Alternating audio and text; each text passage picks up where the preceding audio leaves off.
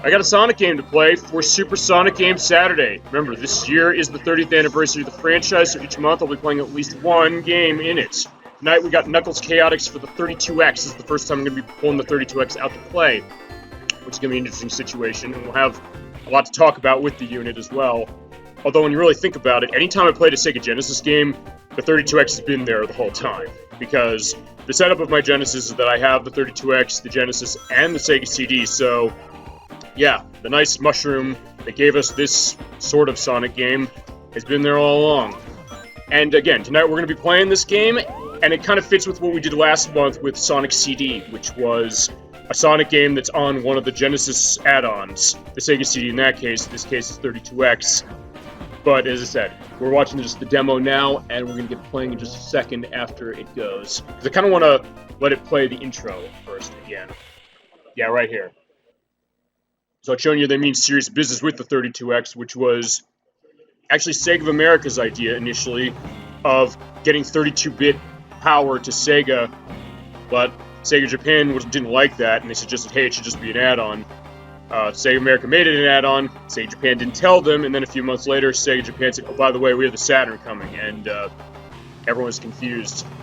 And I was confused also setting this thing up when I tried to play it back in the day, but here we are, Chaotix, featuring Knuckles the Echidna. Welcome to the next level in 32X World. Alright, training mode we're going to do at the end of the game, just as a quick showcase, but for now we're starting with Scenario Quests, which is the main story of this game, which has a save feature, just like Sonic 3 did. We're going to start a new game right here, and it does give you an option for auto and manual save. We're doing autosave. Okay, so we start the game, we're Knuckles. Again, like with Sonic and Knuckles in particular, he can run, jump, and glide, and climb on walls when we get to walls. The story of the game is a little different because you're wondering, where's Sonic? He's not here. Actually, according to the comics that were done, the Archie comics that were done for this game, Sonic was kidnapped because we're on Carnival Island, and its opening is happening technically tomorrow, according to the manual, but it's like, we're going to run into a day-night system, which kind of throws that out the window. But anyway, yeah, I'm just climbing up here to, keep going as I talk, and also show that Knuckles can climb and slide down, so it's a little bit different as far as how the animations are working. But anyway, we're on Carnival Island. It's powered by the Power Emerald, and Robotnik wants to steal it to take over the world as usual, and look, here he is already. And so he built this thing, the Combi Catcher, which steals or imprisons people, in this case, my pal Espio, the chameleon. We'll see the other characters later, and oh, look who's back from Sonic CD. It's Metal Sonic. And basically, again, what we need to do is we need to save the island before it opens, collect, or save the Power Emerald by collecting the Chaos Rings, which we've seen a little bit. But first we're going to go into the practice mode. We're going to run through this whole thing, because if you're noticing something different in this, is that, yeah, I've got the second character here. In this case, it's Espio. And you can play this game with 2 players as well, but basically, we're going into the situation of how as that elastic band, we're connected by ring power. So we have a bunch of things that we can do as far as that, because we're going to be chained to them the entire game, and we can kind of, switch things. But again, this is going through what the basic controls are. I'm going to go through this to showcase what everything we need to do is, and also explain the fact that, okay, like other Sonic games, you can run, jump, and all that, but the A and B buttons do different things. Including right there, where they're showing what you can do with, okay, let's do it again. They're basically telling us how this works. This is for the charging power. Hold the B button down, and you see that hold in front of your other character. When you do that, you press right, or in my case, I'm pressing left. Keep pressing until that band turns red, then let go, and off you go with a burst of speed. That's how you pick up speed in this game outside of running. I guess I can't really do that. Oh, I can press right. Oh, I see. I need to actually do it by charging the ring power going to the right. Hold D-pad and release B button. Okay. Let's try it by yourself. I already did it, but again, we'll do it one more time. Okay, so hold, charge up, let go of B, and off you go. Usually you'll see an animation on the other character showing that you're all set. Alright, so let's go to the next one. Okay, this is basically what I already did, going to the left, but the same idea is the same, but as I go over the other player, I release the B button. Basically, I release the D-pad as I go. In fact, I'll do it right now. Hold B, hold left, charge the power when it gets to red, let go of the D-pad, I'll just bounce around, but I'll keep holding in place as long as I hold B, but if I let go of B, off I go. But if you hit... Okay, I remember this when I first played this game, which is... Okay, if you do that, and you don't time it perfectly, the game doesn't actually count the fact that you did it. Alright, so let's try this one more time, and then we'll get moving. Hold B button, press left, charge the ring up. Release the D-pad, and then when you press over the partner, hit the B button again. Oh, yeah, I think I already did that. It's very specific as far as how you do that. If you don't let it go at just the right moment, the tutorial will restart. Apparently I was doing it out of order there. Anyway, we're hitting start. We're going to skip this one.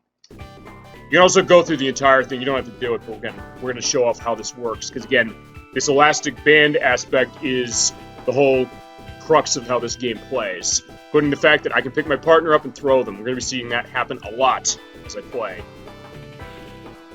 Actually, I guess I may as well go into one other thing as I go. Okay, no, I'm not doing the hold anymore. Just run in front of him, hold B, pick him up, and throw him in basically any direction I want.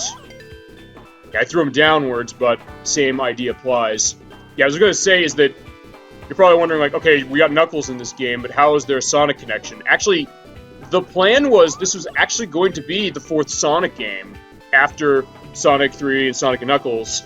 There was a prototype called Sonic Crackers that was made and was released, I think, in the early 2000s.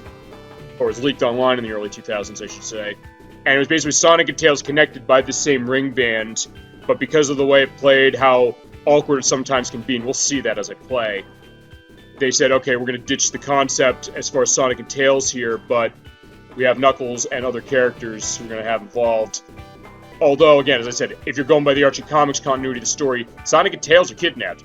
Knuckles and Sonic, sort of. Yeah, hey, Protorova, how you doing? Yeah, we're playing Knuckles Chaotix tonight, which is a little bit different as far as how Sonic is concerned. This is for the 32X. This is the first time I'm showing this thing off. This is actually a very obscure and expensive game that's never gotten re-released. So it's definitely an interesting situation to be able to show this off, especially because now it's like $200 to get a copy of this thing. Okay, stand right next to my partner, press B, and throw him. Now I've got to throw him up on the ledge. I'm just going through the tutorial now just to show how the elastic band thing, because we've got Knuckles, as you can see there, but we also have Espio the Chameleon, who we later see in like Sonic Heroes and Shadow the Hedgehog and other games as well. And we'll run into them in other games as well, feasibly maybe some of the games we play for the Super Sonic Game Saturday Marathon I'm planning this year. Alright, what else do I have as far as... Okay, I think that's it, actually. I think I've already exhausted everything. You know, let's skip this again. Okay, I guess I have another level to this. Alright, it's basically just throwing your partner up in this case, which they'll let me do. And this is how you're going to be able to scale heights. Hold up and throw, like that. Oh, in that case, I didn't reach it. But again, this is the tutorial, so I don't think I'm meant to. I'll go to this, and then we'll go into the rest of the story proper. Oh, right, I had to start. I hit retry, that's what it was. Yeah, hanging. This is how you use ring power as well. You basically are able to charge it to launch yourself upwards. And it's definitely a little different when you're playing this with 2 players, because each player is controlling the one character, and they're pulling each other all over the place. So you have to get used to that. You really have to coordinate.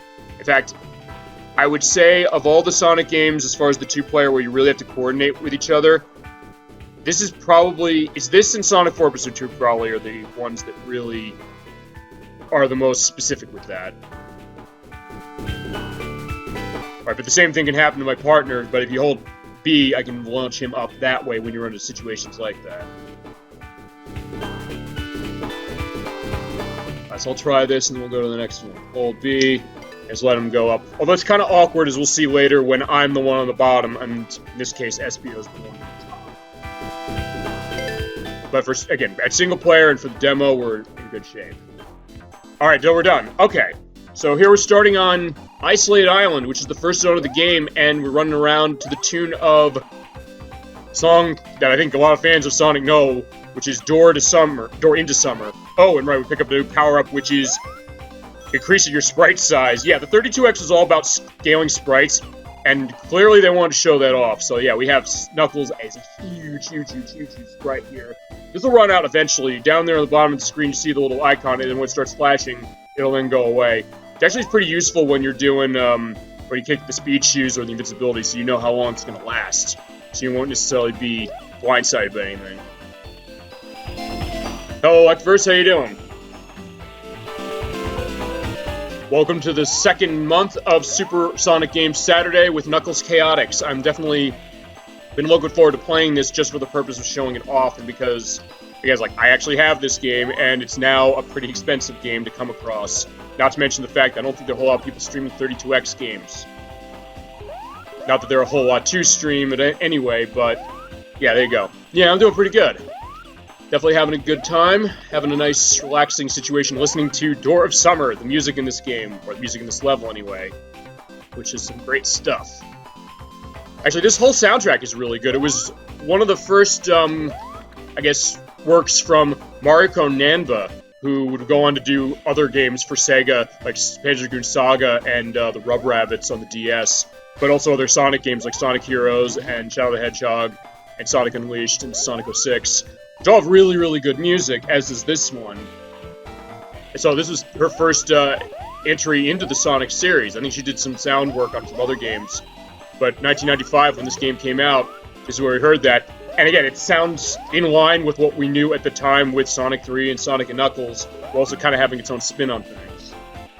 Well, also, the game itself was kind of referencing the idea of, yeah, we're in 32-bit territory with this thing, or trying to be anyway. So let's show off the extra tech we can do with it, the dual sound drivers of the 32X, the enhanced colors, the scaling of the sprites, as we saw earlier, and, yeah, all that. And this will probably also engender a discussion on the 32X itself, just like Sonic CD last month went into the Sega CD. I mean, it's going to be a little easier to say, like, what happened with this thing, which was Sega of America was under the impression that this was the 32-bit system they were having, and then Sega Japan was building the Saturn, and then that was announced. People were like, what's with this 32X thing? I don't want to enhance my Genesis a third time, or a second time after the Sega CD. I mean, I do, as far as now. I mean, although it was years later. I didn't have a 32X or a Sega CD growing up, but years later I bought both of them for the purpose of this. And again, that was definitely an interesting situation, as was me trying to get this set up, because what we're seeing here is going to be brings back memories of watching Clement J64's Let's Play of this. Yeah, I mean, it's funny you mention that, as far as, I guess, the idea of kind of what I try to do here, which is, I guess, again, have a little bit of a relaxed, conversation and exploration of a lot of these games. Also, again, going into the aspects of the games that I know and like, and also, I guess, for the franchises I have an investment with, in this case, the Sonic series. So in that way, it is kind of an interesting thing, and again, I take those as a very high compliment, so thank you very much. As I was going to say, my experience with this game was a weird one, because at the time when this came out, I was huge into Sonic the Hedgehog, especially. That was, like, the game I was focusing on, or that franchise in particular. So when I heard there's one on 32X, like, I gotta play this. I remember trying to rent this thing from the Blockbuster store and trying to set it up, but the way the 32X works is that you think, okay, it's just going to go in the cartridge slot of the Genesis. No, it's not just that. You have to connect cables into it, and in this case, I have to mix the audio differently because I'm running it with a Sega CD connected, on top of having another cable to basically display the graphics in this, because if you don't have that cable, the first time I tried to set this game up I tried massively. I had my grandfather who had a history of, electric work, and, like, gizmos and gadgets he would work on as a side job. Oh, and I just cleared the level. But he tried to help me. He couldn't figure out what was going on. He also couldn't understand why when we got it going, there's no character on screen. I was moving, but I didn't see anything. It's because of that one cable. Alright, here we are with the special stages. These are a little different than some of the other Sonic games because, first off, I threw Espio into that ring at the end. Collect 50 rings at the end of the level, and you come in here, but the one thing you might have noticed when we were playing earlier is that we don't have lives in this game at all. So, what's the point of the rings? The point of the rings is that when you have 50, you come in here, but the more you have, the longer you have a time limit of, and as you go along, running through this, I guess, cylindrical, hexagonal chute, you have to collect the blue spheres here and get enough of them before you get to the checkpoint. Although, if you don't have enough when you get to the checkpoint, unlike Sonic 2, where you fail instantly, you actually are able to it'll cycle repeatedly. So if I didn't have the 4 I needed here, this would just cycle the first section. And I can keep going as long as I have rings. But again, it creates an interesting risk-reward thing as far as the rings I collect coming in and also the rings I have to collect when I'm in here, while also trying to get the blue spheres. And also avoid some weird programming, because, yeah, I can fall out of the level here. And if I fall out, that's an instant loss. If you fall out or lose your rings, you're done. But the other thing is that if you jump, and I'm tilting like that, that's very risky to do, because you can actually clip through that middle section there. Like, the middle section is your turning, and fail, and, you know, you have to go through it on the next zone, which is not a fun thing to do, and I've had that happen a lot. Those X's, by the way, if you bump into those, in fact, I'll bump into this now, you bounce back, or it disappears and you bounce back. Same with the bumpers, except the bumpers don't disappear, and in that case, just avoid the spike balls, take rings away, get the orbs for the limits meter, which in this case is really easy. And do that twice, and you have the Chaos Ring, not Chaos Emerald. There's 6 of these we have to collect. Again, we'll get these hopefully as we go along. I hope it's not going to be as clinch as it was in Sonic CD, but we'll see how that turns out. Okay, now we've finished the first stage. We have a selection of characters you can play as. We have Knuckles, we have Mighty the Armadillo, who I'm going to be using for most of this, but I'm going to show off the other characters as well and explain how.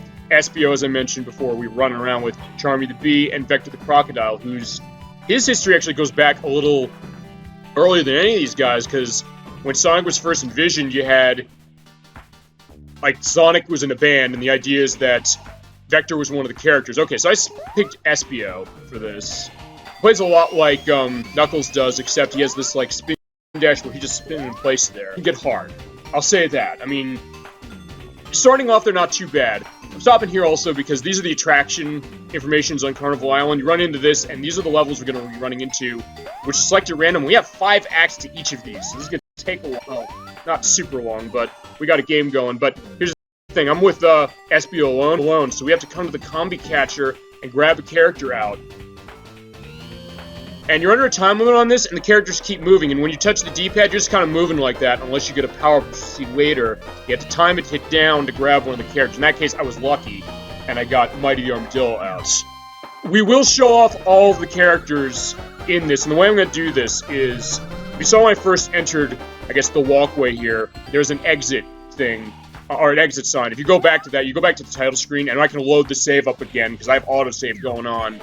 And we're going to show off each of the playable characters, and I'm going to just focus mostly on Mighty. But, alright, here's how we go to the stages. We're not selecting them. It's randomly selected by hitting yourself into this thing. And we are selected with... Alright, Marina Madness is where we're starting tonight. One of my favorite zones in the game as far as the aesthetics, and again, also the music. In the new Tragic High Zone. High is right, I guess, as far as the colors, but you also have the backgrounds here, because this game is running off of kind of a day and night system. As you go through levels, the time of day will change as you go, and you know, it doesn't really do much as far as the gameplay is concerned, but the graphics will change a bit as far as what the background looks like. So you have stuff like early in the morning or late at night or something like that. So here we're at a nice sunset, just running on as the boats are floating around, as I'm hitting the switch to basically use that boat to travel to a different area. Rampant levels, who thought that was a good idea? Yeah, I guess, here's what I'll say about that. I think maybe the thought process, because they want to try something different with this, to a certain degree. Although, I mean, it is kind of weird as well, because it does make it so that, oh yeah, you could feasibly hit the same level like 5 times in a row, and then go through it, and then we're set to it. Unless, when you have 20 rings or more, you jump into this. And just start dropping, and you're based on your rings as you go along. And you want to hit these little boxes here. And this keeps going until I either run out of rings or I hit one of those exit signs. I might run out of rings before that happens. I'm going to try not to. Actually, because I always want to get that thing in the okay, I'm not going to be able to do that. Because what I was going to say is that for randomly selected levels, there is a way in there, you can pick up an item that makes it so that the next time you go to the level select, you can select what level you want to play on, because the roulette will go really, really slowly, and it'll stop on each of those levels instantly, and if you hit the bumper then, it instantly selects that level. So it's kind of a little bit of a workaround, and they also have something similar as far as getting characters out of the combi catcher. I mean, here's the thing about, again, how I'm just running about through this. And in some ways, I'm just kind of like to pick the character up and just kind of run. Not necessarily because I totally hate the concept of the dual character thing. It's just I'm kind of bouncing all over the place. You can see now I'm huge. Yeah, look at SBO there. Actually, that does kind of help you because you have a higher jump and you just pretty much go all over the place with it. Yeah, clearly they wanted to show off what this game could do, and I want to avoid hitting the spikes. There's going to be a time we're going to see that, and it's going to be a little infuriating. Oh, I hit it for Mighty as well. See, that works the same way for him, so I got this huge... Oh, yeah, that I was afraid of, because, yeah, when you hit the spikes, the slowdown in this game is pretty horrible, even though this is 32X and it's supposed to be more powerful than the Genesis. All those scaling effects and all the color stuff and everything going on with this chugs this game. And when you get hit, it's the worst feeling in the world because your rings go right in the center of the screen and you can't pick up a lot of them. Most of them are gone. And actually, on the back of that, I kind of don't want to end this level yet because I want to have at least 50 so I can get the special stage at the end of it. Actually, one thing I can show off is that, hey, if I get separated from my partner, let me see if I can get him out of the way somewhere. You know what, screw it, I'll just hit it somewhere. Hit A, he'll come back to me no matter where I am. But that costs 10 rings, and... Actually, you know what, I'll show this off. You know what, yeah, I'll show this off. I can keep hitting this. Your rings go into the negatives in this game. And yeah, if I get to negative 100 rings, it's a loss of the level and I'm thrown out. You don't have lives in this game. You basically just have, you know, you're trying again if you get thrown out by either, you know, getting hit when you lose all your rings or don't have any rings. Actually, when that happens, you lose one character, and if you get hit while that other character's gone, then you're screwed. And, oh, no, I may as well actually show this part off, because, yeah, when you have negative rings, it takes points away. Which I think, outside of Shadow the Hedgehog, I think this is the only Sonic game to do that. Though, at least in Shadow the Hedgehog's case, it made a little more sense, because in that game, you had the Dark and Hero missions, so if you did the Hero missions, or Hero stuff, and then you got Dark points, you got your Dark points deducted, and vice versa. Alright, so I showed off SBO. We're going to be doing this 5 times, me going to the exit. Basically, that's going to take us back to the title screen where we can select the save file again, and then we're going to pull another character out. I'm going to do this 4 more times until I stumble on Mighty, who's the character I usually play as. So we're going to play next as... Let's play Charmy. Because Charmy's a little bit different of a character as far as all these characters, because like everybody else, he doesn't jump. I'm hitting the C button, he just flies around. But he flies around infinitely, and you never run out of, you know, stamina the way Tails does. Also, there's another thing with him. Now, I'm going to pick someone very specific out of the Combi Catcher, try to... Shit, alright, I didn't do it right. I was trying to get Heavy down there, the one in yellow. He's kind of a joke character in the sense that he doesn't do anything. He's just a heavy character who's going on, but... And kudos to other people I know who've played this game. The way I play this, I play it like a Sonic game. I want to go super fast, because it's a 2D Sonic the way that something like Sonic 3 or Sonic 2 is. But with Charmy, you can kind of use Heavy very effectively, just to kind of throw him around the level like a wrecking ball as you're flying around. Alright, next level is the Speed Slider Zone.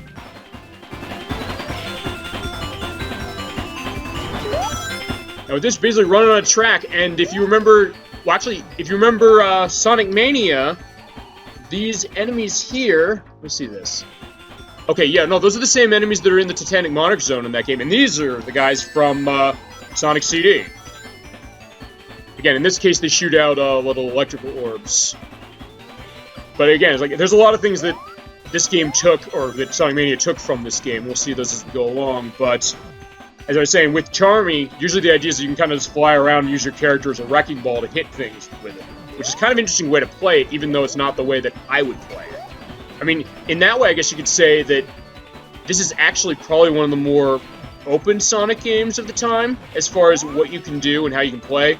Also, I'm going to grab this. This is the switch character icon. Where you get this, you're switched to the other character you have on your person for a brief amount of time. And unfortunately, I'm not going to be able to go well to that. Alright, thankfully, when I have my partner character and he gets hit by something, he only loses one ring. I don't lose all of them. If you're playing two-player, that changes, though. Alright, so I'm going to try again and get the items in here that will get me character selects and also level selects. You have to kind of fall down here and, again, have enough rings to keep the cycle going.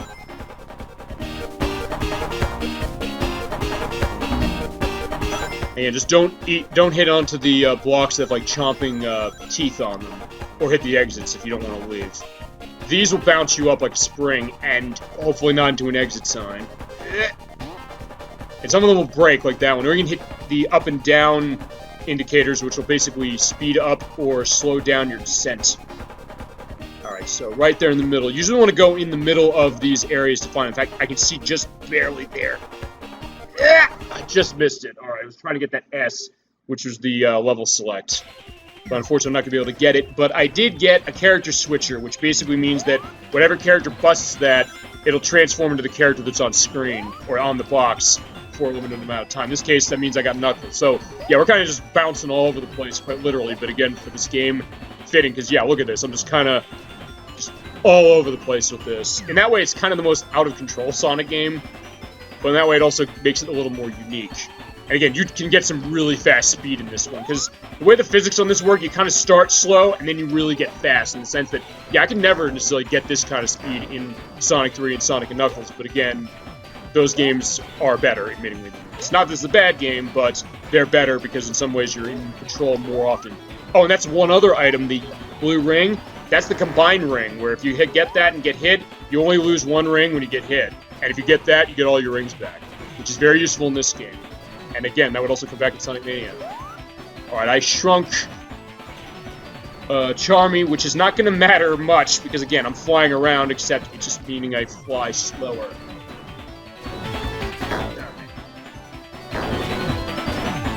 Alright, we should almost be to the end of the stage. Again, the Act 1s of these are usually pretty short. I want to at least have enough rings to, keep myself going. Special stage. And again, I put Espio in it, so it seems like Espio is going to be my MVP as far as getting the Chaos Rings.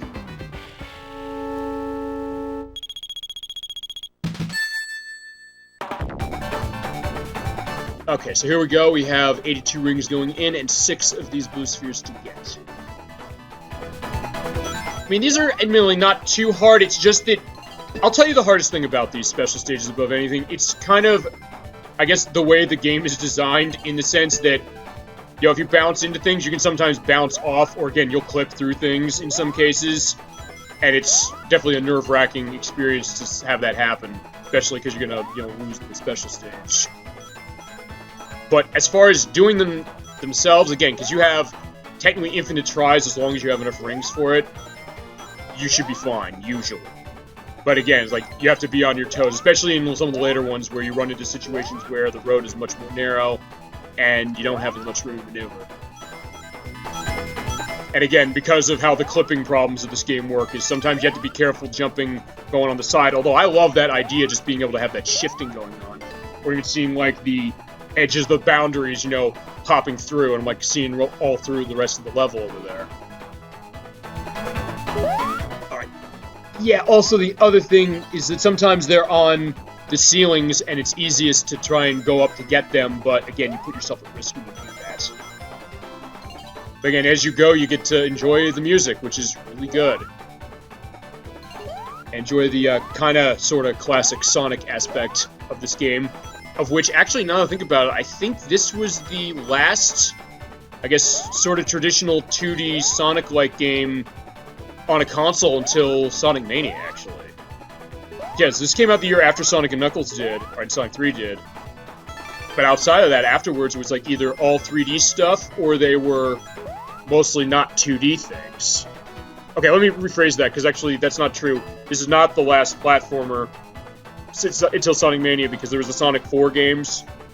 This is the last sprite-based platformer, I'll say that, on the consoles, because again, also we had the Sonic Advance games and Sonic Rush on the DS, amongst other things.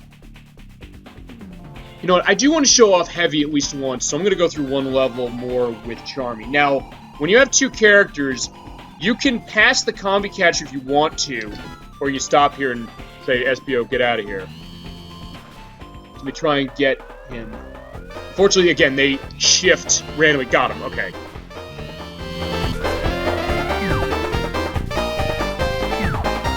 And again, like that thing I was trying to get for selecting the stage, you can get an item that'll basically make it so you have infinite time with the combi catcher, and you can select any character with ease. Let's see, where we go next. Oh, right, that's the other thing. Also, the speed of that, I guess that roulette speeds up a little. Although, actually, this has been pretty good luck for us in the sense that we're going to be showing off different levels each time. All right, here we are at the Techno Tower.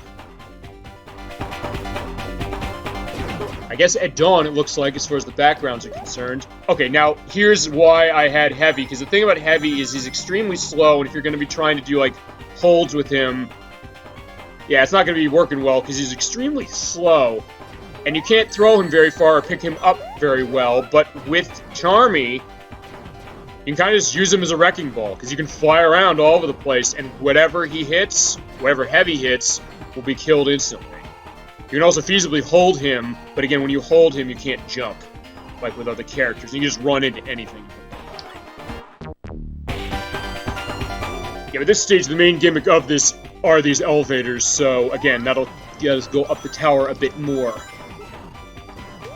I will say one thing also about Heavy, and I'm going to try and see if I can't do this when we get to the end of the level, is that when you get into the ring at the end of the level, it takes whatever character gets thrown in, so I'm going to try and put Heavy in there to run through the special stage with Heavy, which would be, I think is going to be hilarious. Because it does actually show a sprite. They did paint a sprite for Heavy and also for Bomb, who we'll see them.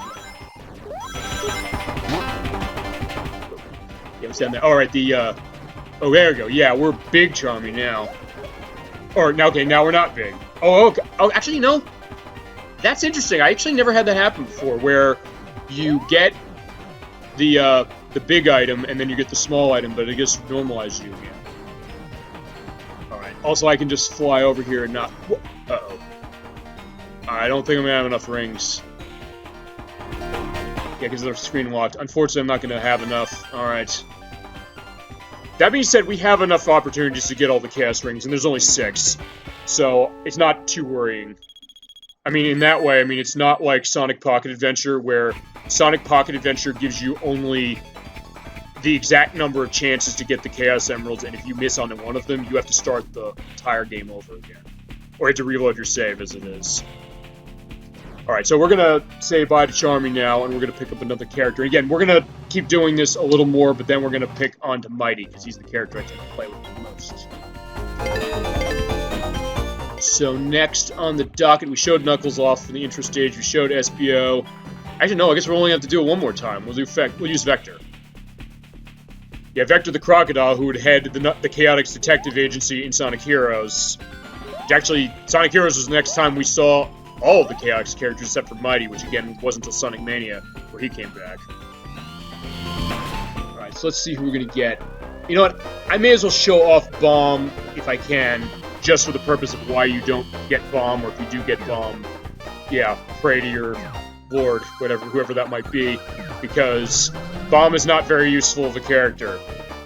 The manual actually explains the idea that, oh yeah, these are henchmen of Robotnik's who say that they want to help, but are they actually on the level or not? Bomb's case, he's not, and we'll show why in just a second. Alright, so we're back to the Techno Tower.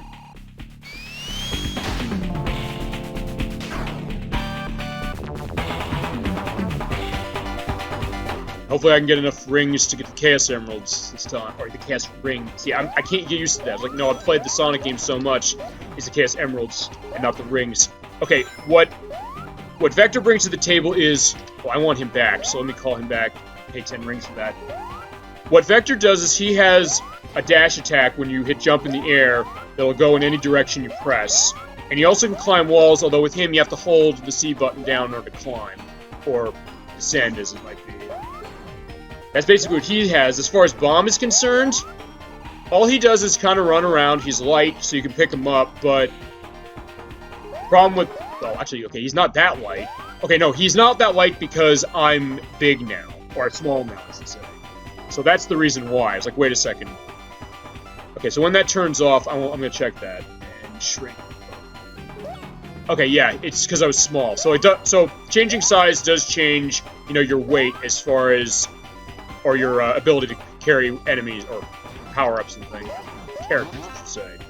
Alright, now the thing with Bomb is that he doesn't really do much, but if he hits an enemy, and I hope I can show this off just to show it off, he'll blow up, and unfortunately that explosion can hurt you. So you gotta be careful that way. You know what? We'll get him over here just to show this. Alright. Or I'll get hit. Okay, fine, alright. When you get hit without rings, your character goes away, and I'm in kind of like a holding period. So if my character doesn't come back, and I lose my life again, or get hit with no rings, that's it for the level. I have to try again. Or I have to go to select another level, because actually when you die, oh, yeah, right there. Yeah, he blows up, and that hurt me. So, okay, so that was what happened there. That could be really bad. But again, we're not going to be showing him off too much, so it's worth showing that off just briefly. Now we just climb. I mean, honestly, like first going back to saying, like, who thought that was a good idea? I think the idea of Bomb blowing up and hurting you, I don't know if we thought that was a good idea in this game, but, well, such as it is. Alright, so let me climb up there, because I think I saw an item. I just love how Bomb is just kind of hanging like that. Okay, yeah, now we got Vector the Crocodile big, which is, again, it's like, yeah, this is what I expect out of a crocodile. And now he's not. Spoke too soon. Okay, I guess not. I guess we're just going back and forth when it comes to the sizing of the characters. Because, again, for the 32X, Sega really wanted to show the scaling effects. Yeah, remember, because here's the thing about the Genesis. The Genesis could not do rotating, you know, rotating sprites on board with the hardware the way the Super Nintendo could. So, whoa, can I get that? Okay, yeah, I got that, alright, because I had the combined ring, and so I was able to collect that and get all 42 of my rings back.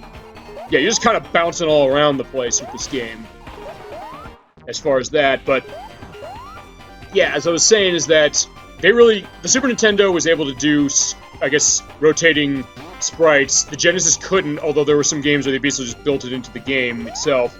The 32X did have it built into the hardware, so with that, I think they wanted to show it off, saying like, yeah, look at these huge characters, and what's that?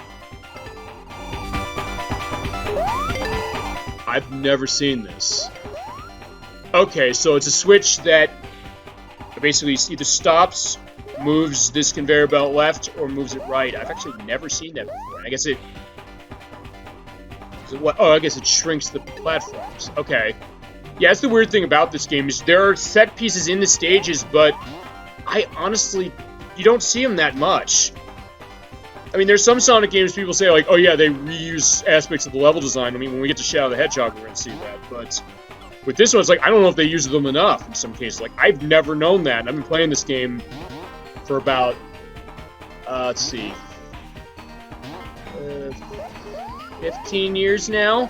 Yeah, because that's when I got 32X. I got 32X about 15 years ago with this game. And again, going back to the troubles that my grandfather and I had setting it up in 1995, I remember saying to him, was like, hey, how about a 32X off of eBay with Knuckles Chaotix? Remember we tried to get this thing set up? He's like, yeah, I remember, it was such a pain. It's like, well, guess what? I was able to figure it out now. I was like, it just took 10 years. And then we got to play this game. Which, again, is the only way to play this game, because they have not re-released this, ever. And the only time they were going to re-release it, again, I see, it's weird. I'm talking, but I'm also kind of distracted with the fact that Bomb is just, you know, bouncing up and down like that. But yeah, as I was going to say, this has never been re-released on anything else, and the only other time they were going to re-release it fell through, which actually was in the Sonic Gems collection on the GameCube and the PS2, where there's artwork for this game, and they were saying, yeah, we were going to plan to have that in there, but for emulation issues, or they couldn't get the emulation working, so they weren't able to do it. And considering my experience trying to emulate this game before I got the actual game, like, yeah, I understand. Yeah, this thing apparently is a pain to emulate. It's almost as bad as the Saturn, from what I understand. Alright. Yeah, I do have invincibility, by the way, but again, there's not really much to use it on, except for, like, level hazards, and in some cases, enemies when we run into them. Yeah, I feel like I haven't used the holding that much, but again, I'm just kind of bouncing all over the place, so it's kind of weird. Okay, there's a ring, but it's on the other side, so. I mean, really, this is kind of the whole game. I'm just kind of bouncing, and then as we go along, we'll run into bosses on the 5th level of each stage, but that'll come when it comes. And here we go. You know what? Yeah, let's toss Bomb into the special stage. Okay. Okay, so now I'm running Bomb in the special stage. But again, it plays the exact same. Even if you have issues with the characters, you know, or differences as far as how the characters play in the actual stages, they all play the same in terms of the special stages. Just make sure you get everything and just miss that. Alright, while I'm going through the special stage, and again, it's like, because we've already seen this. Whoa, alright, I'm getting a little nervous falling out. Do any of you guys have memories of this game? Have any of you played it? Or what in particular are there? Or did you ever want to play it? Yeah, hit me with stuff on this whilst I go through this. Or try to go through this. It shouldn't be too bad, it's just, I guess, I get nervous again because of how this... No, yeah, that seems to be the overarching situation, because again, most people didn't buy 32X when it was around, and it faded into obscurity, and now this game is faded into obscurity too, in the sense that it's really expensive. But again, this is like sort of your classic Sonic that maybe you haven't seen, so at least there's that. And yeah, I didn't get the 8 I needed, but again, since I have enough rings, we're good as far as being able to try again. And also, I think... Oh, that was close. I'm trying to remember, do the spheres respawn when you come to... No, actually, no, I don't. No, they don't. Yeah, because... Oh, no. Oh, no. Also, if I fall out there on the top, that also counts as me losing, so I want to be careful there as well. Alright, there's one over on the right. They will give you enough to get through it. That's why I'm quiet. Nah, that's alright. Don't worry about it. But I will... Oh, that was close. I thought I was gonna fall out, because that's sometimes what happens, because the way this screen is shifting, sometimes the view is obscured, so you're kind of jumping out into nothing. But that's fine. Don't worry about it. As I said, I guess if anything, I'd think that the experience that people might have with this game, ironically, is Sonic Mania, because there's some aspects of this game. Oh, hey, Edwak, how you doing? Yeah, it's fun enough. It's kind of weird, though, in the sense how the physics work, and also, again, the slowdown, because, again, for a game on the 32X, it's supposed to be a more powerful aspect than the Genesis. It's supposed to supercharge it. It doesn't really supercharge it that much. Don't worry, most of the gameplays are new to me as well. And again, that's part of what this is all about, to a certain extent, as far as me, which is showing off games I own and games that are of curiosity. Good, good. Nikki's here, too, and say hi. Oh, hi, Nikki. Good to see you. Hope you're all doing all right, and thanks for stopping by. Oh, shit!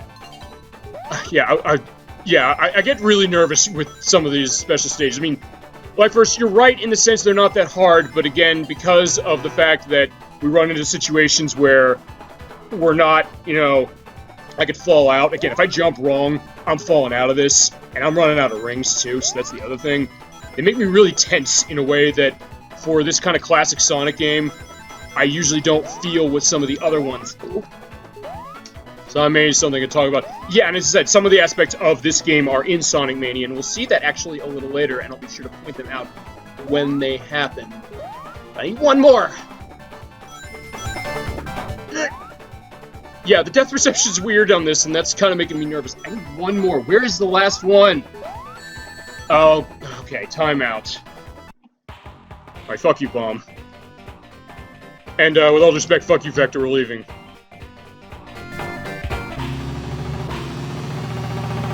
Alright, so, going back to Scenario Quest one last time, we're not going to be switching characters from here, yeah.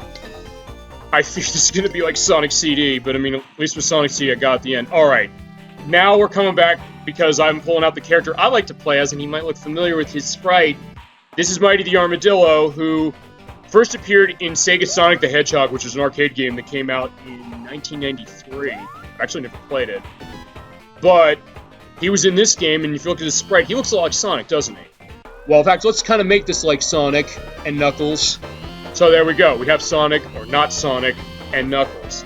But again, Mighty the Armadillo was not seen in any Sonic game since... well, actually, with this game, this was his last appearance, except for, I think, like, Have You Seen Me posters in, I think, Sonic Adventure 2 Battle. And then also, then Sonic Mania brought him back. which was an interesting situation. Like, oh yeah, here's a character we haven't seen for years. All right, back to the speed slider. Yeah, we have 2 zones we haven't touched yet. We'll go back to the speed slider again with characters that are on the ground now.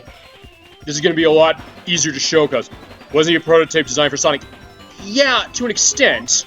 And the game itself, or this game, was built from a prototype called Sonic Crackers, where it was Sonic and Tails running around with this, ring power band.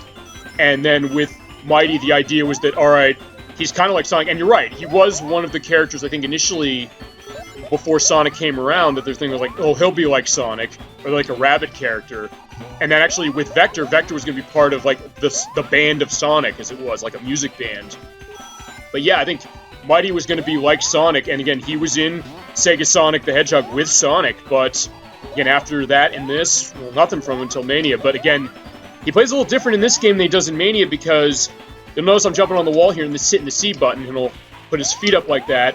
You basically jump off the walls, which is why I love playing as him, because I can just kind of go totally nuts as I run around, and just, again, play this game like a, a traditional Sonic game in the sense that I'm just pulling around. Tom Madonna, yeah, you're right, that's true, because early comics for Sonic, early sketches, was the idea that potentially, Sonic was dating Madonna, I thought? Was that the idea? It was something to that, but I want to go down here because I want to get the special, or the bonus stage. Sonic's human girlfriend, oh, right. It was that aspect too. Or there was that aspect specifically. Which would be an aspect that came back to you for Sonic 06, as you may recall, and I'm just going to put full disclosure out now. Is this thing going to go down? I guess it'll go down if I go off screen. I am going to be playing Sonic 06 for the Super Sonic Game Saturday segment I'm doing this year at some point. I'm going to handle that a little differently than something like this, where I'm going to... Alright, the way I'm going to do that is... I'm going to do probably the same way I did with I'm going to do with Shadow the Hedgehog. No, yes, we're going to do that because... Well, Edward knows because he witnessed me play Sonic 06. He played it, and I remember when he and I played it, we fought the Silver Boss battle. I tried to show how to make it work. I got a game over. He picked it up. He did it in one shot and got me an S rank for it. But we are going to do Sonic 06 because I want to show off just the idea of, like, we're taking the good with the bad here as far as Sonic is concerned. This is the 30th anniversary of the franchise. We're going every aspect of it. And with Sonic 06, and same with Shadow the Hedgehog, I think the way I'm going to do that is, with Sonic 06, I'm going to do probably the Sonic stuff, and then what I'll do off-screen before I do it is I'll have the last story set up, and we'll do the last story. And I'll do the same with Shadow the Hedgehog. And actually, when I do Shadow the Hedgehog, this is where I'm hoping I get... Yeah, Sonic...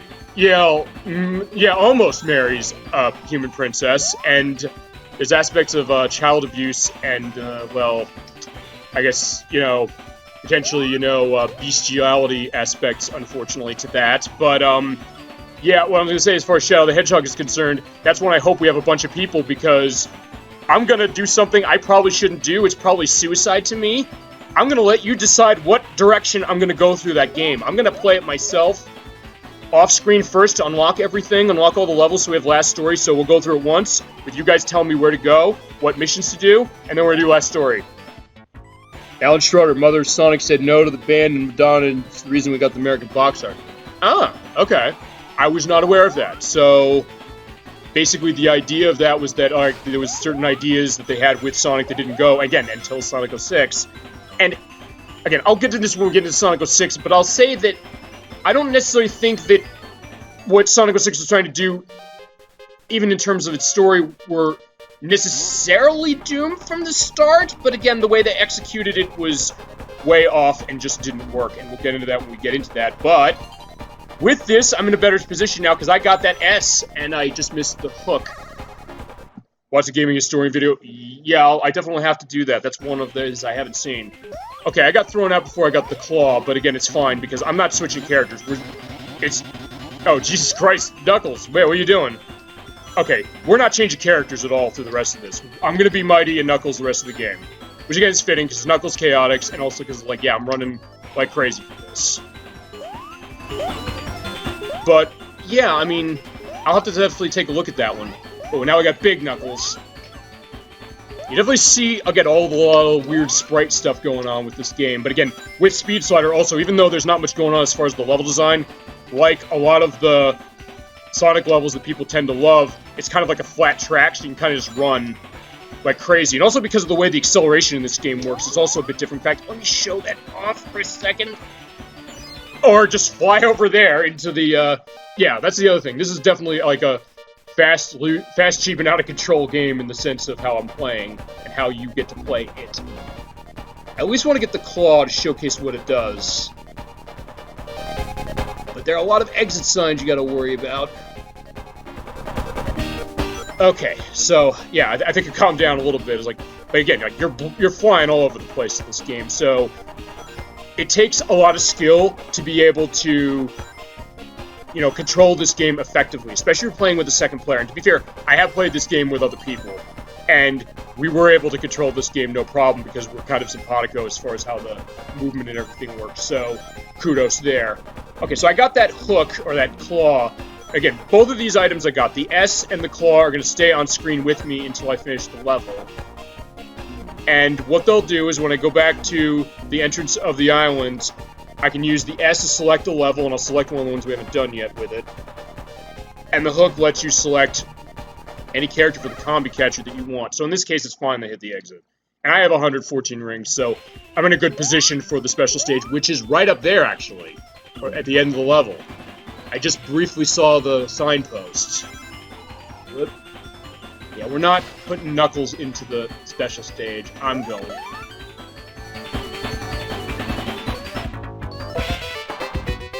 Alright, so that's the end of Speed Slayer. Thoughts on the Sonic film? Funny story about that. That's one of the last films I went to the theater for before they closed. Or, actually, they're open again, but I haven't gone even since because I've been so busy with things. Something like, yeah, at the end of the week, I don't want to. But I went to this when it opened. I was not sure what I'd think about it, even outside of the look. Because I was like, alright, fine. Look, the first look of Sonic didn't look right, but I was also saying to my perspective is that from a script level, the look of it wouldn't matter in the sense of it being a movie that's worthwhile, not from, you know, how well is it written or directed or all that. Just it was an issue with the CG. They fixed the CG, and it looks better, and in that case, it did help it, because it definitely was very natural as far as how that went. As far as the movie itself is concerned, I almost recommended it. I actually didn't. It was a close call for me, because I went with my girlfriend to this. I says, like, Valentine's Day, this movie's opening. I know how we're spending our Valentine's Day from last year. We went to see this movie. So what happened was that we went. I was surprised how much I liked certain aspects, but I felt the way some of the aspects are structured, it seemed a little sloppy. It's a first-time directing job. The guy who made it, I think, his only other job as far as some movie stuff, I think, was like this direct-to-video National Lampoon film.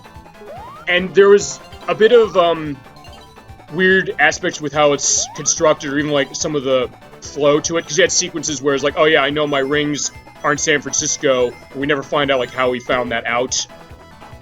And also like the idea of Sonic getting mad with James Marsden, who's actually really good as the human foil to Sonic in the movie, saying like, oh, I want to take a job with sheriff something, and then Sonic gets mad for reasons that seem unmotivated. So I gave it a just barely missing 2.5-star review.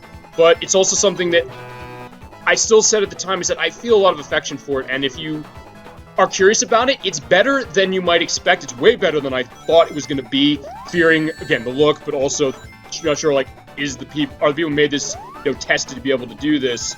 And then also the idea of, like, a lot of film adaptations of video games not being very good.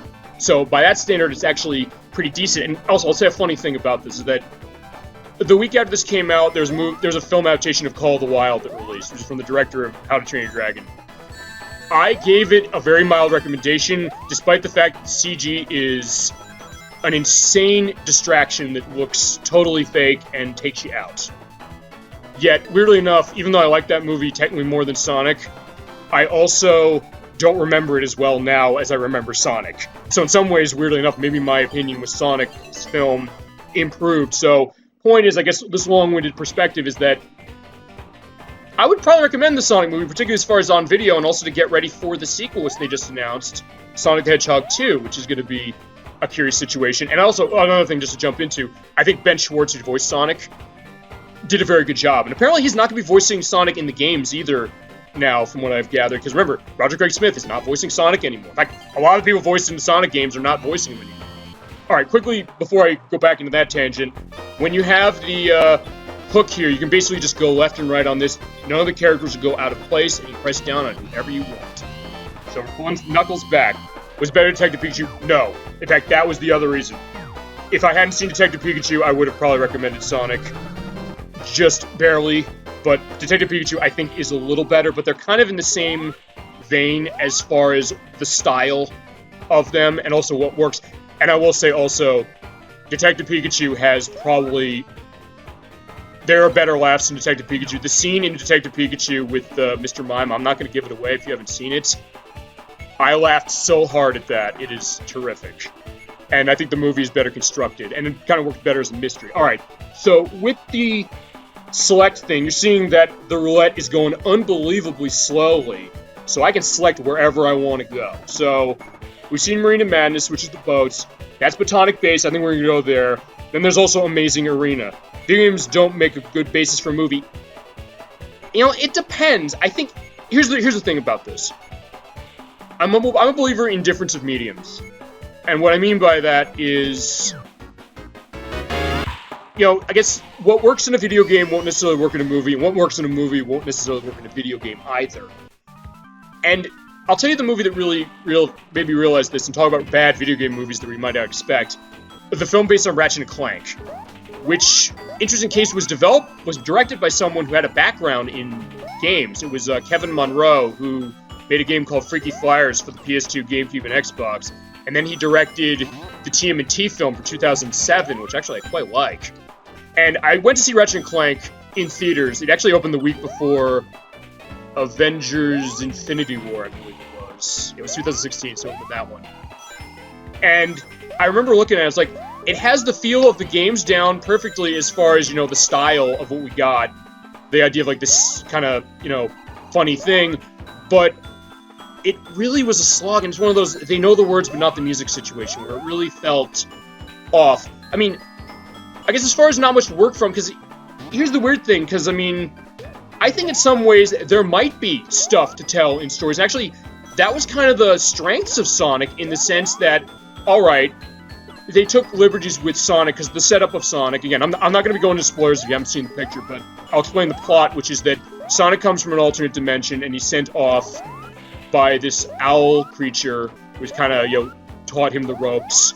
And then he ends up in Green Hills, Montana, where he's kind of all on his own, and he's kind of curiously, you know, looking at other people and almost vicariously living through, I guess, this police officer, a sheriff in town, who's played by James Marsden, and his wife is played by, I'm trying to remember the name of the actress. She was Michelle Obama in Southside with You. I'm trying to remember her name. But anyway, he's like living vicariously through them. Like, they'll watch movies on television. They'll watch Speed on TV because this is a 90s movie like crazy. And he'll be like pretending like, oh, he's with them, but he's kind of alone. He thinks like, oh yeah, I have to stay alone. And then he gets involved with them, but then you have Dr. Robotnik, who's played by Jim Carrey, who's like thinking like, oh, there's these power surges, what's causing it? And then there's with Sonic. So I think in that case, and also with Sonic, going with the perspective of the tone of it, which is like, all right, we're going to have it this kind of light perspective of, you know, all the aspects of that. And that way it kind of works on, you know, I guess what I'm saying is I don't necessarily need a story like that to be, you know, have a bunch of moving parts to it. I mean, you can sometimes have that. I'd be curious to see what happens when we get, like, the TV series that we're going to have based on The Last of Us they just announced, or the film based on Borderlands, amongst other things. But, again, the weird thing, going back to Ratchet & Clank is a situation where it's made by people who made the games, including one of the writers of the remake on PS4. But they clearly don't understand how aspects of movies work as far as, like, pacing and, you know, some certain aspects of that. But then you have, like, movie people who, in some cases, don't completely grasp what's the idea of a game turning that into a movie. And it's almost like maybe like some of the Resident Evil movies, like, well, alright, I get some stuff that's familiar to the games, is like, well, alright, what's rationalizing the aspect of me watching a movie as a medium where I have to be invested in it while, just as far as watching, just sitting there letting it act on me, and a game like this where I'm holding the controller right now and making the decision of how do I play this. And I think that's really kind of the challenge of that. And actually, I'm going to say this is probably going to be a controversial opinion. Yeah, Ratchet & Clank is a great game, but and that was what I was hoping. Like, the movie should be awesome. It's like, and like on the surface, like this should be perfect, but it's not. But again, compared to something like Detective Pikachu and Sonic the Hedgehog, it's not that great. But again, controversial opinion, I'm going to say, I think one of the better video game movies is actually, I'm going to say Final Fantasy: The Spirits Within. I know it has nothing to do with Final Fantasy. I know it's just the name. I mean, and it is another case where it's directed by people who made the games. It's Hironobu Sakaguchi himself who directed the film. But I think that kind of worked in the sense that, well, the Final Fantasy games to a certain extent are kind of their own thing as they are. So I think that it kind of worked out for them, you know, kind of just going on a different plot line. Although then again, there might also be the kind of thing of like, hey, if you played the games and you want something like it, then you're not going to like this at all. And I know people exactly said that to me. It's like, this is nothing like Final Fantasy. Why have a movie like this, use the name, but have nothing to do with it? It's like people said, like, the adaptation of the TV show I Spy, or, what was the other good example I was thinking about with this? Final Fantasy, I Spy, Miami Vice. Yeah, the film based on Miami Vice, which was directed by Michael Mann, who worked on the TV show, but he did something totally different as far as how the movie was, because the movie's like this gritty crime drama that's 3 hours long. Maybe the reason why Square merged with Enix, is it? I mean, I guess that would make sense, because I know that Sony and Square lost their shirt on that movie. It was a movie that was pretty decently reviewed. In fact, I remember Roger Ebert and Richard Roper, they loved it. I mean, they gave it 2 thumbs way up. They adored it. In fact, I saw it on the back of their recommendation. I was like, I liked it a lot, but again, I haven't seen it in about 20 years, so I think I need to get myself out of this stuck position, so let's hit A to call Knuckles back. But, yeah, the movie made very little money. It was a massive flop for Square and for Sony, but, so, I mean, that would make sense as to why they went with Enix, but again, I don't know, maybe there's more to the story than that. I mean, I guess what I'm saying above all else is that I think the possibilities there as far as, you know, turning a movie or game into a movie effectively, but again, it's kind of a weird case as far as, like, you know, they can go different. I mean, I'm not one of those people who says, no, if it's not exactly the same, it's bad. I mean, again, Ratchet & Clank is exactly the same. It doesn't work. Research is so bad, Square to merge with Enix. Yeah, I'll take your word for it. I mean, I didn't hear that was the reason why, but I mean, that would make sense. And again, it was like 2 years after, was it 1 year or 2 years after? Because that was 2001. Their merger was what? 2002, 3? So that would make sense as to why. So, I mean, yeah, I'm not doubting that. I mean, I think you're probably right. I mean, for all I know, you're right about that. But again, I guess going back to that, it's like people was like, oh, it has nothing to do with Final Fantasy, and they liked the Advent Children, or Final Fantasy VII Advent Children more. I didn't, honestly. I did not like Advent Children at all myself, but again, part of that is because maybe my experience with Final Fantasy VII isn't that as, I guess, storied as other people. So, I mean, I have it. We can play it eventually. At some point, I want to get to that. But maybe that's the reason why. But even taking that aside, it's like I just didn't completely get into it. And I was thinking, like, well, maybe I would. But again, I also saw, like, the director's cut, which is insanely long. And it's directed by Tetsuya Nomura. And then I thought about it. I was like, okay, this is all the same problems I have with Kingdom Hearts. So I was like, well, at least it's consistent as far as directing. But again, maybe that's an unfair comparison because I saw not the initial cut of the picture. I mean, maybe that changes. That might be also the question of director's cuts. So it's funny, this is turning into more of a movie discussion than a game discussion. I got the Sonic the Hedgehog game going on screen. But again, I like this kind of discussion, and that's why, again, I do this every week. And, okay, that's the reason then. All right. Kudos to you then. I was not aware of that. But again, like, it's adding to that discussion, and it's absolutely fascinating. So, yeah, so, I mean, but again, I guess that's the idea. They took the risk, and it was like, well, yeah, we couldn't do that, and so they went to Enix, or went with Enix. But again, now we have, you know, Square Enix and all that. And hopefully I can go back and get this. Okay, no, I can't. But, alright, so, yeah. Okay, I mean, so it is intriguing, I guess, where that was able to go tangent off to. I mean, because in some ways, I guess you're kind of seeing sort of the same thing, as I'm going along on this, depends on the genre and game and how much the story is developed. Story-based games do exist. Yeah, that's true. Visual arcade games don't have much to work with. And that was an interesting case when the film based on Rampage, of all things, came out. Because a lot of people are saying, like, well, wait, that arcade game where you have, like, the monsters destroying cities and, destroying, like, scum labs that, created them like that. It's like, how do they turn... Some people think, like, why you turn that into a movie? How could you do that? To which I say, like, a Godzilla B movie. That's how you turn that into it. But they went a really gritty kind of, drama with The Rock, and it's trying to sometimes be funny and isn't. And you get, like, really getting dark, even for, like, a PG-13 rated movie, where you get the sense of, you have characters, like, getting, like, their eyes gouged out. I'm like, is this a Saw movie or what? Yeah, I mean, and Uncharted, that's another interesting one to mention, because Uncharted is a case where they're turning that into a movie. That's, I guess, coming at some point. But, I mean, that kind of has those ambitions for it on its own. So, I mean, that could work. And again, other games feasibly of, blending that line a little. I mean, I'm thinking like some of the episodic stuff, like stuff from Telltale and Don't Nod and things like that. That, again, are kind of, I guess, trying to mix the idea of, like, how can you tell a story of a movie in a game and then also make it so you're interactive enough with it. Which interesting is a take that, like, movies were trying in the 90s and stuff like Mr. Payback, where there's going to be this interactivity situation in 95. Same year as this game, actually. And it was, like, not good. Yeah, it's like you're playing a movie. And we mentioned when we did Sonic CD last month, we were like, talking about the Sega CD, and one of the games to that was well-known was Night Trap, which, again, was basically playing a movie. And at that point, people were saying, like, oh, it's too limiting because... Okay, I'm running out of ring. Fortunately, I ran out of rings. But again, like, in that case, people are saying, like, well, there's not enough meat to it. I don't get the sense that my decisions are having enough of an impact.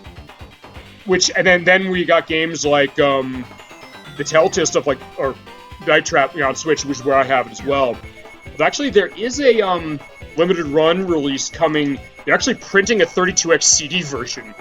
Again, so I'm tempted to get that, even though I have it on Switch, just so you're able to feasibly show it off, and you can show off on the 32X, because that's a 32X CD game, one of only 5 released. There's a 6th one going to be planned, but where you need the 32X and the Sega CD to play it, and you're running it through the Sega CD. And I do have one game. I played Life is Strange. Yes, I have absolutely played Life is Strange, and that's what I meant as far as Don't Nod, as far as being more cinematic. As far as a game, yeah, I played that game. In fact, I played that on the recommendation of Protorova, actually, in this chat. So, again, I'm glad you brought that up, because I'd heard, like, okay, this is something different as far as telling this. Because I heard, like, okay, it's an episodic game. I was thinking, like, alright, I played the Telltale stuff. I played the ever-living hell out of the Walking Dead games. And Wolf Among Us, which I don't know if I'm going to be able to show off Wolf Among Us because of the nudity in it. I have it on the 360. I might be able to come up with a way to self-censor it by using the Xbox 360 guide, but I don't know. I'm going to have to play the game again to figure that. I'd love to show it off if I can, but that might be a stumbling block. That being said, going back to Life is Strange, Protorova recommended it to me, and I thought, okay, episodic game, it's Don't Nod developing, it's Square Enix who published it, and I didn't know what to expect. In fact, I think he was visiting me, and he showed it. I was like, well, I got a free demo.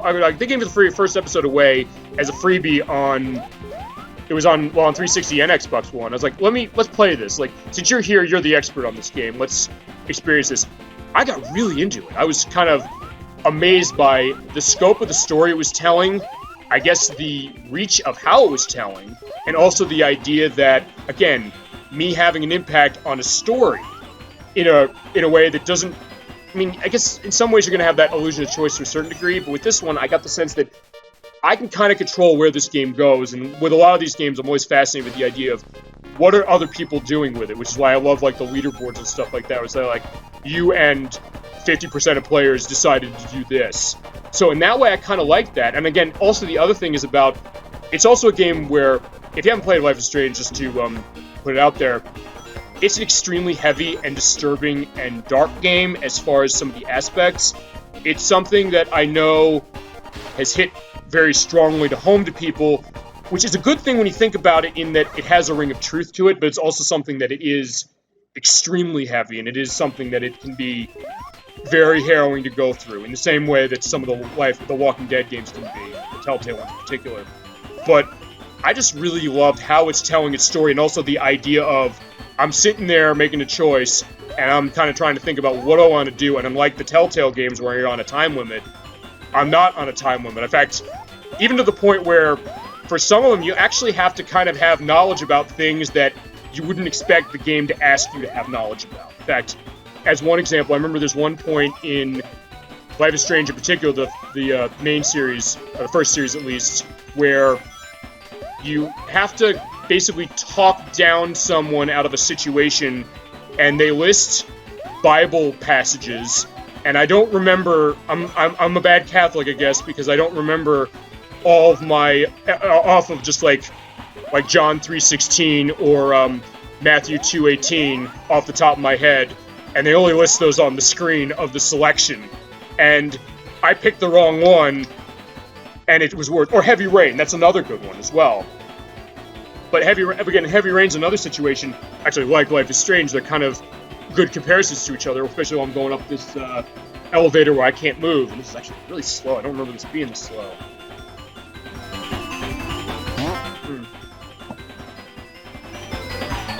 Yeah, sorry, just taking a drink of my water.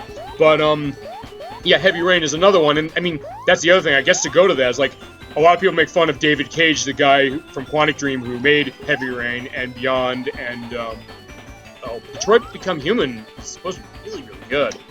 And if I had PS4, actually, I think it's on PC, I should probably just get it for that. But, at that point, it's like, I'll give him credit for really trying to kind of go out of that range, and also with, you know, people make fun of the idea of, like, game over is a failure of the game designer, so he says, but in Heavy Rain, you have characters killed, and the story goes on, and it changes the story on the back of that, and same also with Life is Strange, you have situations like that, and, like, the way that goes, and again, the idea of telling a deeper story, having deeper themes, even some of the stuff Life is Strange 2 goes into, which is like, yeah, they're pretty gutsy, or even, what's that, that game of theirs that came out recently, Tell Me Why, which I haven't played yet. I've heard that's really, really good. But again, some of the heavier aspects and telling, like, you know, we can tell a story in this game, because it goes back to that question I think that was asked about games in the 2000s, which was, can they be art? And, like, can they, you know, tell some of these things the way movies or books do? And I think the answer is they can. And again, they can also have appeal outside of that as far as, like, visuals and audio and things like that. I mean, this game in particular, you could say that about this game because of all the colors and, like, the sound and all that stuff. But, I mean, in some cases you don't always get it to get to that point, and in some cases that's not always the intention. Sometimes the idea is like, oh yeah, I just want to play a game, to have fun, just go around and play about that. But that's also at the same time, like, the gaming industry, when you think about it, as far as all the options we have now, compared to when this game came out in 1995, there are so many things you can play for whatever you want to play a game for. Whether it's Twitch action, whether it's to get invested in a story, whether it's to be engrossed by mechanics, however it is, there's a game for that. And I love the idea that as an industry now, there's room for all of that stuff, and also the idea that, again, it engenders this kind of discussion. I like quick time events, especially when you mash the buttons. Yeah, I mean, and that's another thing as well, because I'll tell you one game I want to do really, really badly, and I will do it eventually, Shenmue, because it's games like that, games like Resident Evil 4, games like, I'd say God of War, although again, because of nudity reasons, I can't show off God of War. But there's a difference between when a game has quick time events just for the hell of it and when they actually add something. Particularly with Shenmue, I love with Shenmue that, you know, you make a mistake, you trip over a box, and you're like, or you run into someone, and it's like, what the hell are you doing? And same with something like Heavy Rain, where it's like, oh yeah, that's how that goes about it that way.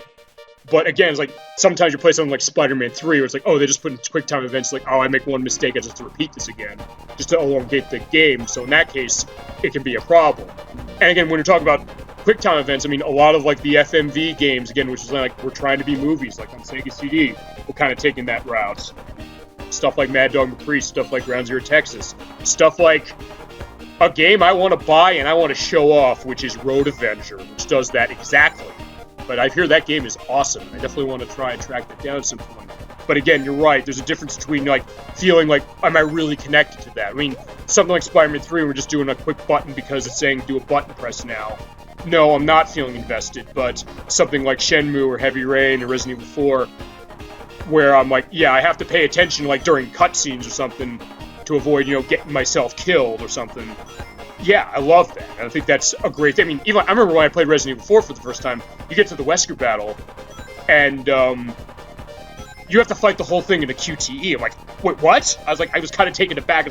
I was like, I think I died the first time. I saw like the LNR come up on GameCube. I'm like, wait a minute, I have to hit the button now? And then I'm dead. But again, at that point, it's like, all right, it makes sense as far as that idea.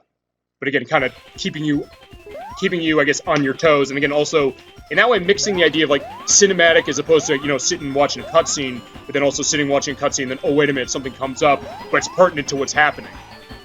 And despite all this, I gotta get myself out of this level because I'm just kind of bouncing all over the place, and I'm running out of time because, all right, let me get back to Knuckles Chaotix briefly because there is time over in this game. I don't have lives, as you might notice, because there's no, like, indication or, you know, head on this ground like that, but I have a time limit, and I was just gripping onto nothing there. Okay, I have time limit. If I don't get out of this in 10 minutes, well, it's not game over, but it's just, I have to start over. Oh, there we go. There's the end. Okay, so, made it. Yeah, I'm not getting much of a time bonus, but then again, the ring and secret bonus, which I think the secret bonus is when you find those Robotnik rooms, I believe. Again, I have the manual open right here. I could feasibly look at it, but again, I'm in the middle of the special stage now. The last one I failed the last one. But again, coming in with more rings is what you want to do. I guess in that case then, I guess these are harder special stages if you're just going for 50 rings in it as normal. But again, because rings are only for the special stage now, as opposed to, you know, using it for getting lives and things, may as well be used for that. So again, smart usage of the rings for that. Especially, again, like, lives are not a factor. But yeah, I mean, I guess going back to, like, the quick time thing is, like, I guess that's something we never really saw out of Sonic, as far as I can think.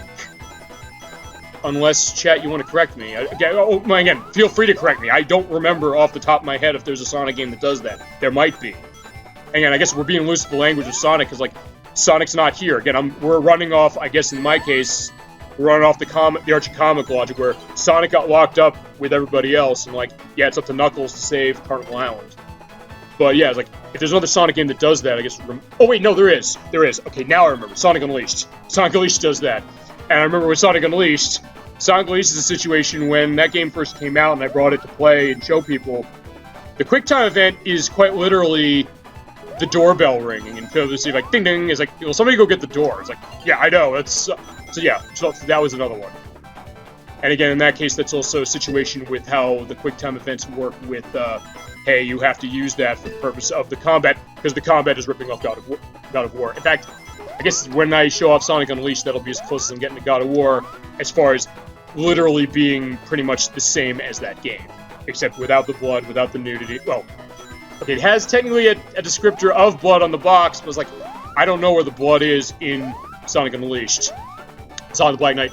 Oh yeah, you're right, because Sonic and the Black Knight had those sections where you run into townspeople and you have to hit the nunchuck, but what was it? You hit button on the nunchuck and hit the analog stick. I do have Sonic and the Black Knight if you want to see it, but it's like, I was like, it's up to you if you guys want to go about that. I wasn't necessarily planning to do it, but if you do want to see it for Super Sonic Game Saturday, I'll do it. And again, at some point I'll do it anyway, because like, well, it's a Sonic game, I may as well show it off. And it's probably, aside from Sonic Colors, the other Sonic game I'm most familiar with as far as the Wii is concerned. And I guess, though it's not saying much, I guess it's the second best one after Sonic Colors. Although, again, compared to something like Sonic the Secret Rings, which I also have, because I'm a big Sonic fan, so I have as many of the games as I can have. Yeah, that's a pretty low bar. Although, no, okay, there's Unleashed on the Wii, which actually, I used to shit on that for years because I played on the PS2 initially. I was like, oh, it's a port of that same version, which is terrible. But no, it's actually better on the Wii. So Yeah, we can look at that one eventually, too. All right, so that's the 4th Chaos Ring. We only have 2 more left. Sure, take your time. And also let me have another drink of my water. Gotta stay hydrated as far as this. Alright, bye-bye a combi catcher thing, but we're going to... Alright, since he's gone away for the time being, I was going to show off the last zone we haven't seen yet, but we're not going to do that. We're going to go to another one. We'll go to Amazing Arena eventually. It is kind of one of the most labyrinthian ones. And if you want to know color, you know, explosion, that's the level. It's color explosion, the level. Which eventually it is. But we're back where we started, Marina Madness. And again, I just love the style of, I guess, how this looks. The ships kind of bobbing up and down. The relaxing music, the, like the bass that's going on. In fact, actually, even the sound test is something that's interesting with that.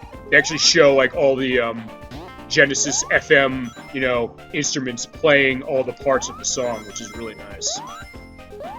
Well, I guess Genesis sort of, but again, like, okay, this is 32X, but it's still running off Genesis logic in the sense that, oh yeah, it's taking the Genesis aspect and then enhancing it with what the 32X was able to be handling, which initially seemed like it wasn't much, but again, there's certain things on the 32X that actually did showcase what it maybe could have done if it was, you know, better handled, and if it wasn't so damn hard to set it up. Again, it was... here's the other thing also I may as well go into as well, because I have the Sega CD and the 32X and the Genesis.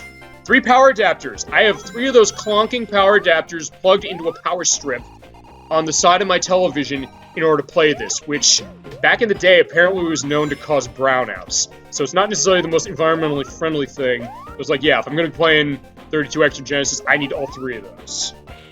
And I have to have a mixing cable running from my Sega CD into this, and have the video input going from the 32X into it. So I have 2 separate cables that split in the audio and the video. So it's really weird, but I was able to make it work. So that's how we have it.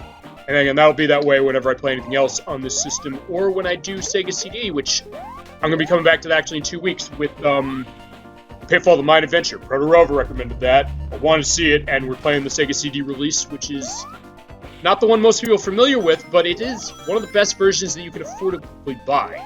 There is a 32X version of that, but it costs like $200 now. In fact, it costs more than even this game does. And this game is really, really, really expensive now, because, as I mentioned before, this has never been re-released. They weren't able to port it for Sonic Gems Collection when they planned it, and, well, again, yeah, the 32X is the only place you're playing this unless you're able to somehow get it emulated, and again, good luck, because I sure as hell didn't have luck when I was trying to emulate it after being scarred in 1995, like, yeah, I rent this thing from Blockbuster, I want my grandfather who has, you know, experience with electrical stuff to help me set this up. He couldn't help me. He was like, yeah, it's like, this thing doesn't work. I'm like, when he said something doesn't work, I mean, there you go. I mean, again, in this case, I guess I'm dedicating this one to my grandfather, may he rest in peace. Because again, like, he was then excited about the fact that, yeah, I eventually got this thing working 10 years later when I bought one off of eBay with this game, because let's be honest, the reason people want to have a 32X is probably for this, but then when you get to a point where you have one, the question is, what do you play on it?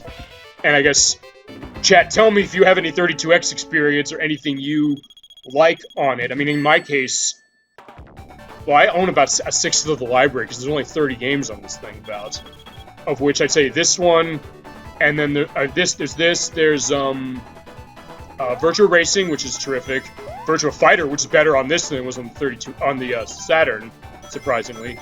There was... I have NBA Jam Tournament Edition for this. And then I have, alright, I have Star Wars Arcade, and then I have... Okay, I can't get that. Star Wars Arcade, and then I do have one of the 32X CD games. I have Slam City with Scottie Pippen. I need to show you that game. Let me tell you. That is Bad Game Thursday material right there, and it is so hilariously strange and weird, starting with the theme song, which is actually sung by NBA star Scottie Pippen, how you're going to get respect.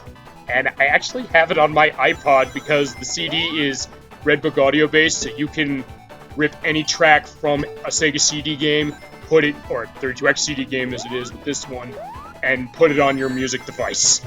Yeah, I'm crazy as far as that. But it's so hilarious as far as hearing that. I'm going to show that game off, but we're going to show that off more for the perspective of showing it off as opposed to, you know, showing any competency, because that game is insanely difficult to play, and oh, I thought I was gonna fall out of there for a second. There, where's the Tower Draga? Oh, Jesus, that's a good question.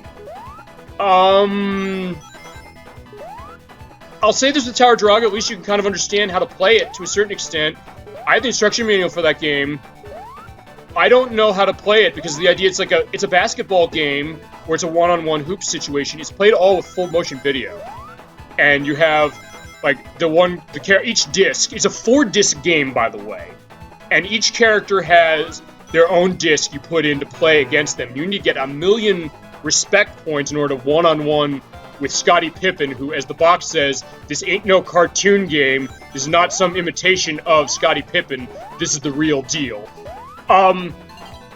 You're playing the game as far as basically controlling full motion video, like a movie, as we were saying with the whole thing with this. And your reactions are delayed insanely. You don't necessarily know if you're going to actually hit anything or even make a shot when you try to make the shot. It seems like it's based on luck. And then you have, like, characters from the peanut gallery on the side saying about how your character is like, he's supposed to have an ankle race! Or, oh shit, alright, it fell out. Or, the one I remember is, like, these two guys who says, like, yo, crush him like a walnut and sprinkle up some salad. Put some dressing on the boy. I mean, it's a 90s as hell game, and it is so bizarre. You know what, I gotta show that game off. I'll put that on my March itinerary. That is absolutely a game I'm going to show off in March, just because, like, yeah, please come when I do Slam City with Scottie Pippen. That is going to be an experience. Which I guess I may as well get into that, well, actually, quickly. Now, I have the select thing again. We're going to Amazing Arena now. But as I was saying, let me go into my future itineraries, stuff I got, because I do this every week at 7 p.m. Eastern Standard Time. And next week I'm doing Pokemon Snap, because we have the sequel coming out in April, and I'm psyched to go about that. So we're going to be playing Pokemon Snap next week through the Wii U Virtual Console, where I picked it up because we have, because I want my save, you know, I don't want to get rid of my N64 save. Okay, before I go on, I do want to explain one thing about Amazing Arena. It's dark in here. It's giving me an arrow there that's saying this way to, like, some capsule or a button. You have to hit this. Play to revive your bad game Thursday. Yeah, I think with Slam City, I'm going to do that. Again, if I do Sonic 06 and Shadow the Hedgehog, we're going to do that. Yes, absolutely. So yeah, we'll do that, but as I was saying, there's a button here, you hit this, you turn the level on. You have to do this, by the way. If you don't do this, you get to the goal ring, it counts as you losing the level, and you have to try again. Or you're thrown out, and actually, when you get thrown out, you don't get to come back to this level again. You have to actually go back through the roulette and select something else. Or have the game selected for you. But yeah, I mean, in that case, I'm definitely going to revive to that game. But yeah, as I said, my itinerary, as I said, next week we're doing Pokemon Snap. Week after that, we're doing Pitfall, Mine Adventure for Sega CD. The week after that, we're going back to Metal Gear Solid to finish it, because I got the disc fixed. Or got disc 2 fixed. So we're all set with that one. We'll do Metal Gear Solid. For Super Sonic Game Saturday next month, Electverse gave me a very generous request. Actually, 3 or 2, but I'm turning it into 3. We're doing Sonic the Fighters, we're doing Dr. Robotnik's Mean Bean Machine, and with Mean Bean Machine, we're doing both versions. We're doing the Game Gear and the Genesis version. Although, I'm going to be focusing mostly on the Genesis. We're doing Sonic the Fighters 360 with the version that came out for that. Then we're going to be doing Mean Bean Machine through Sonic Mega Collection Plus on the Xbox, which is backwards compatible with the 360, so it all works out. And then we're going to take a brief look at the end of Mean Bean Machine on Genesis at the Game Gear version, because the Game Gear version has a puzzle mode that I think is worth showing off, and also showing off the idea that when Sega ported all over those Game Gear games on those collections, they did actually implement the 2-player modes, which is nice, because I run into a lot of situations where you have portable games that are being re-released or put onto new systems, and they don't have their old multiplayer modes. So you're like, oh yeah, you have to get 2 screens going, like having that transmogrifier set on screen. But give Sega credit, they did that with every one of the Game Gear games they released on the collections, which is literally all of them. All the Game Gear games that came out for every collection that had them have their 2-player modes. But again, we'll show off the puzzle mode on that, and then after that, I think we do Slam City. I think Slam City is the week after Super Sonic Game Saturday for next month.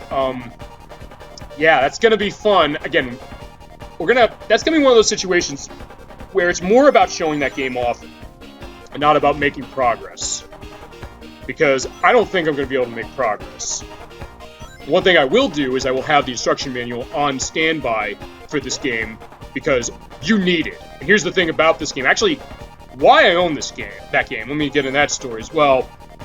I own the game because I had the 32X. Again, I bought the 32X for this. And I remember I was at a used game store. They had Slam City with Scottie Pippen for $2 used. I was like, I gotta buy this. And I didn't even have the Sega CD at the time. I think they also had a copy of Sonic CD for like $10, which you can't get it for anymore. And then I said, okay, I have to get a Sega CD. So what I did was then I bought one off of eBay. In fact, I remember I got the Model 1. I basically got it with everything that it came with initially when it came out in '92. So, and from what I understand, the Model 1 is the more reliable one, although you could have fooled me because I run into a situation with disc reads on this to the point where actually one of these Super Old Game Saturdays I did, I had to delay because of that. I started it and I was like, well, it's not reading the disc. So basically what I do now is for any Sega CD game, I'll have the disc set before I start recording or start streaming.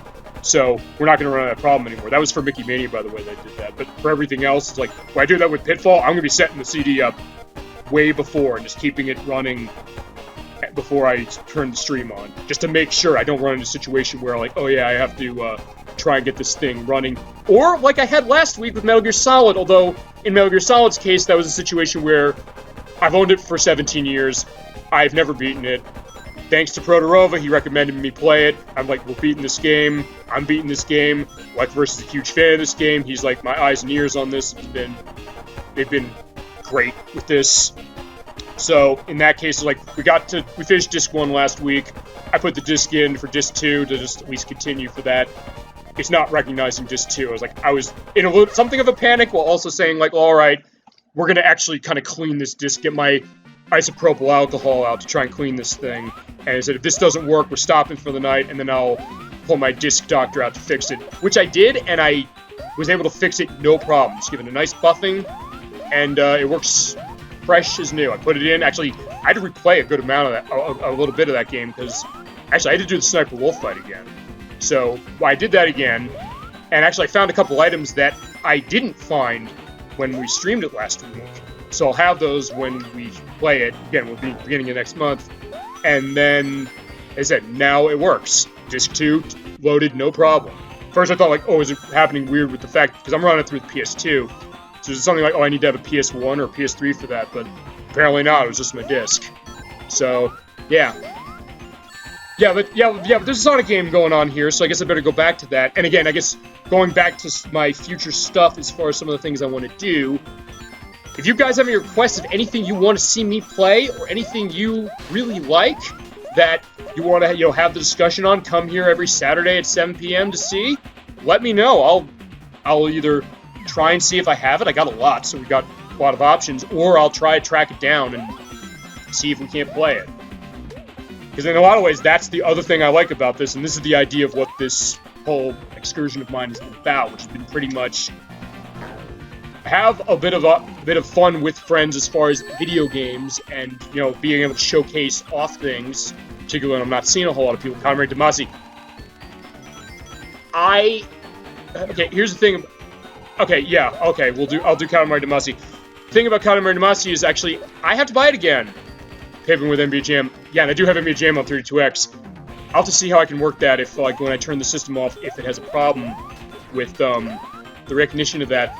As far as Katamari Damacy is concerned, I actually have to buy that game because here's the thing about it. I had it for the PS2.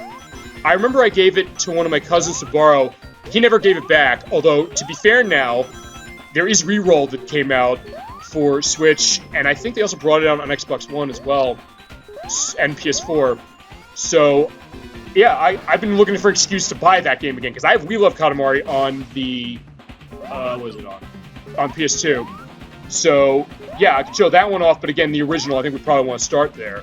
And I don't think I'd run into problems with, because the other thing I'm trying to think about is the licensed music concern as far as Twitch is concerned. I don't think I'd run into trouble with that one, honestly. It's not like if I was playing something like Tony Hawk's Pro Skater or Rock Band, or if I'm going to Chaotix Pro Skater, as I said before, I'm going to pick the Game Boy Advance versions up, and we'll show those off. But, yeah, so, I mean, in that case, it'll give me an excuse to buy Katamari Damacy again.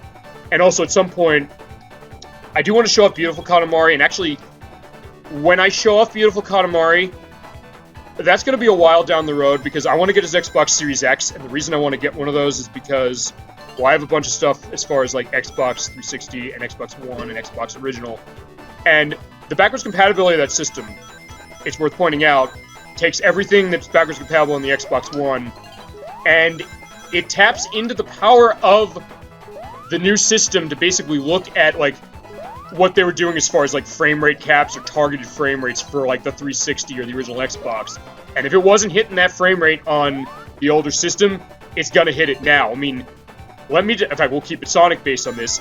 Sonic Unleashed. If you've ever played Sonic Unleashed on the 360 or the PS3, you know that the Jungle Joyride Zone has areas in it where the frame rate goes to utter hell, to the point where it's literally single digits. Like, the game pretty much stops, dead in its tracks, when it's trying to target 30 FPS. On the PS3, it's a little different, because on PS3, they made it so that it would be an uncapped frame rate, but the problem with that is that it wouldn't be consistent. But on Series X, I've seen it, because my first question was like, they said, oh, this is what the Series X is going to be able to do with your backwards compatible stuff. I said, yeah, right. But then they showed it, like, the madmen did it. They did it. Sonic Unleashed runs at a locked 30 FPS on Series X, and I was like, oh my god, that's amazing. So, going back to Beautiful Katamari for a second, Beautiful Katamari has some serious frame rate problems, and it's one thing I always had a problem with that game, particularly because of when it came out in 2007, like, it's targeting 60 FPS, it's not holding 60 FPS very often. But on Series X, I think it's going to hold 60 FPS pretty much the entire time. And they made it backwards compatible for the Xbox One, so it'll work. So, when I do Beautiful Katamari, I'm going to be using a Series X, but again, that's going to be way down the road when I get one of those things. And again, I also take the NBA Jam situation into account too. Again, also because it'll be showing off the 32X version, which again, gives me another reason to pull this out, or pull the system out that I'm using here, and also show what some of the differences might be, because I'm going to assume with... Oh shit, that was close. I'm going to assume that, and correct me on this, chat, if you're familiar, when you say you have experience with NBA Jam, if you do have experience with NBA Jam, am I right assuming it's probably on the Genesis of the Super Nintendo, or maybe even the arcade version, and not on 32X? Because if so, it's like, there's definitely some stuff to show off as far as what 32X can do. And that definitely could be an interesting thing as far as some of the games on this, at least as far as the ones I'm going to be able to get access to if I don't have them, because the thing about the 32X is there's some games on that are now really, really expensive. I mean, I'm just gonna say this right now. Unless I do emulation of it on my PC, do not expect to see Spider-Man Web of Fire, because that game is like $800 now. I'm like, sorry, even I can't afford that. So I'm like, no. And again, and apparently it's not supposed. Oh shit. Course out. All right. Apparently it's not that great a game, but because it was late in the system's life and they didn't make many copies, I think they made about 25,000. It's like, yeah, that's why it costs so much. So, I mean, it's going to have to be a situation as far as, like, what I can get my hands on with stuff I don't have for the 32X. And other stuff I have that are on just other systems, like Space Harrier and Afterburner. Actually, I've technically showed it off before. Showed that off on my Shooter Showcase last year. But I have those on other things. Like, they're ported really well on 32X from what I understand, but I have them on other things, so I may as well. Just another iconic game of time. Yeah, I mean, it definitely is. I mean, it's interesting because I know people, I mean, even in my case, it was the kind of thing that my knowledge of basketball in the 90s basically was just pretty much any time I heard about Michael Jordan, who was never in any of the NBA Jam games. In fact, I think it wasn't until NBA 2K11 came out that we had... these annoying assholes. Alright. Yeah, those guys are invulnerable. So, yeah, I forgot about them. But as I was saying, NBA Jam, again, I don't know much about basketball, but again, that game, again, was like, yeah, that was a lot of fun, and it drew a crowd to a lot of people, even people who'd never play a sports game. So, yeah, you're right, absolutely iconic, but again, Michael Jordan was not in them. He was not in any of the NBA Jam games. In fact, I think and if you're wondering why that is, it was actually a licensing reason, because what Michael Jordan did, just in case you don't know, he licensed the idea of his name in particular. So even though you have like NBA Jam and other games like NBA Live and things like that, or NBA Action on it if you're a Genesis player, they would license like the NBA and the NBA PA, the NBA Players Association. But he licensed his name particularly for himself because like he knew he was a star. He knew he was a superstar, as did everybody else.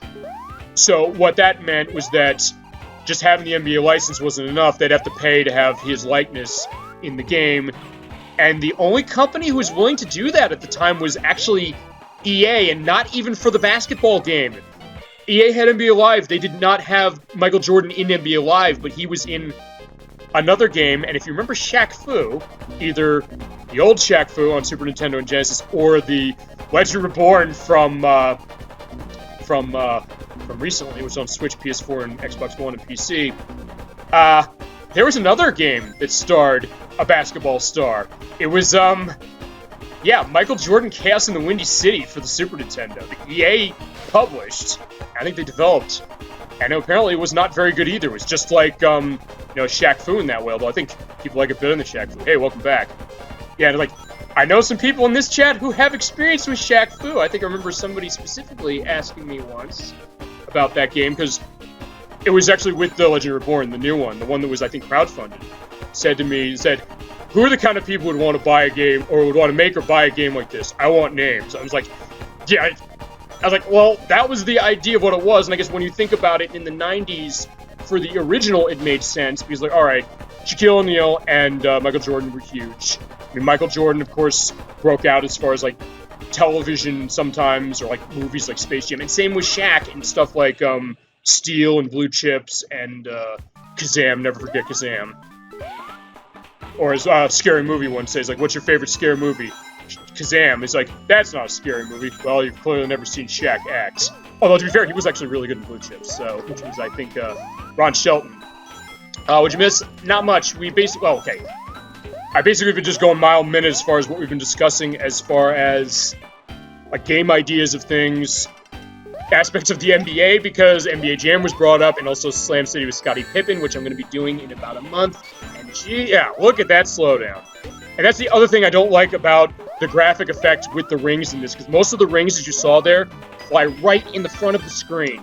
So you can't collect all of them. And to be fair, Sonic Mania did bring that aspect back, although at least with Sonic Mania, you ran into a situation where there's only a couple rings that did that, so you didn't run into situations as often where it's like, oh, wait a minute, I can't collect most of the rings I hit. So, thankfully, we don't have that issue. But yeah, mostly it was just that. We did visit Amazing Arena once. We'll go back, because we have... Actually, let's see where we're at now, because... Oh, okay, I'm at the last level of Speed Slider. I didn't even notice that. Still good for those names. Yeah, I don't know if we're going to find them. But again, as far as the original is concerned, again, back in the 90s, it made sense. Just then the idea was also how they developed it. And that was a weird one with Shaq Fu, because Shaq Fu was developed by Delphine Software. It's people who made... they made Out of This World, and they made Flashback, Quest for Identity. But they fumbled badly on that one. Actually, you know what? Okay, we're going back to Amazing Arena. But I was also going to say... I probably should show off the original Shaq Fu, because it costs, like, next to nothing to buy now. And actually, that's a game, interestingly enough, just to go to that, the original one.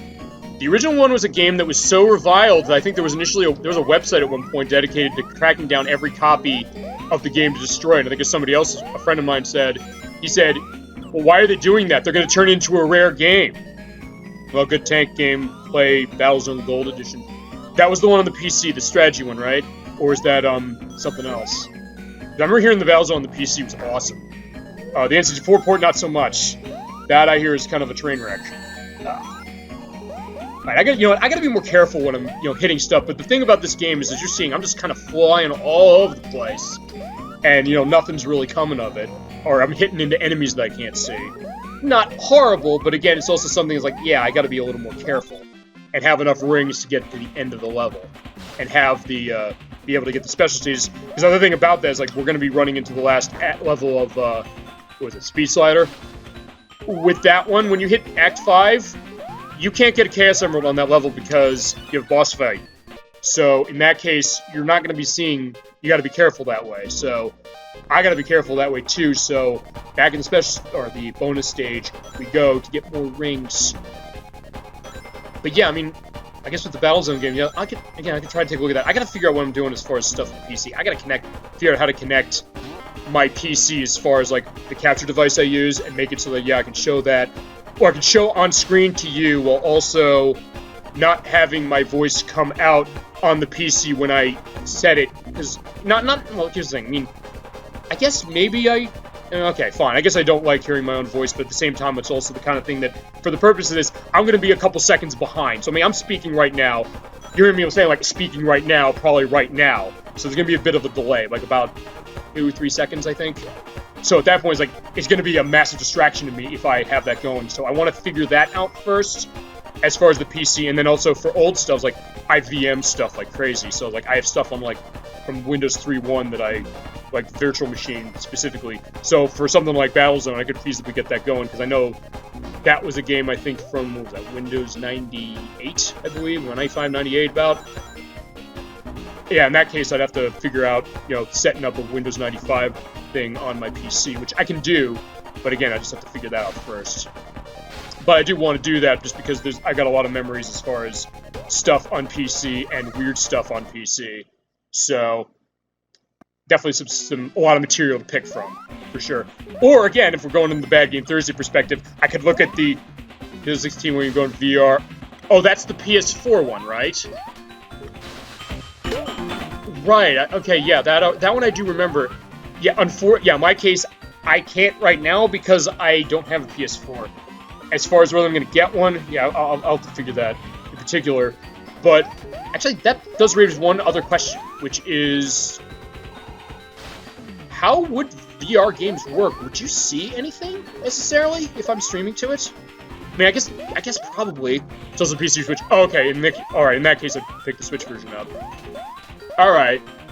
But again, I guess as far as the VR thing is, like, is that something that would show off that way? I mean, again, if it's on a system I have, in that case, that makes it easier. VR is optional. Although, again, it's like, I'm all about sometimes some of the optional stuff. In fact, going back to Knuckles Chaotix for a second, when we're done with this game, one thing I am going to show off is I'm going to show off the training stages, which aren't going to take that long. But I do want to at least show those off. But again, like, getting all the optional stuff, like showing some weird stuff. And I think I'm going in circles. I don't know how it works in VR. I mean, I guess not so much how it would work in VR, but how would you guys see, or you guys and gals see it that way? I mean, would it look? Because I mean, I've seen stuff online for like how they've like shown things as far as VR, like movies and things like that. And I guess sort of with games, and I know sometimes it shows the display as, okay, it's specifically designed around like an Oculus device or something like that. And so if you're looking at it without one, and you have like kind of this, I think of the best way to describe this, you have kind of like a narrow display, so you kind of see it like concave a little bit as far as how the screen is looking. I mean, Flashback any good? Remember the demo disc for PC? I have for Switch, actually, because they ported it to Switch. Actually, they did a remake of it in 2010, and then they ported the original to Switch, and they ported it to a bunch of things. It was on Genesis initially.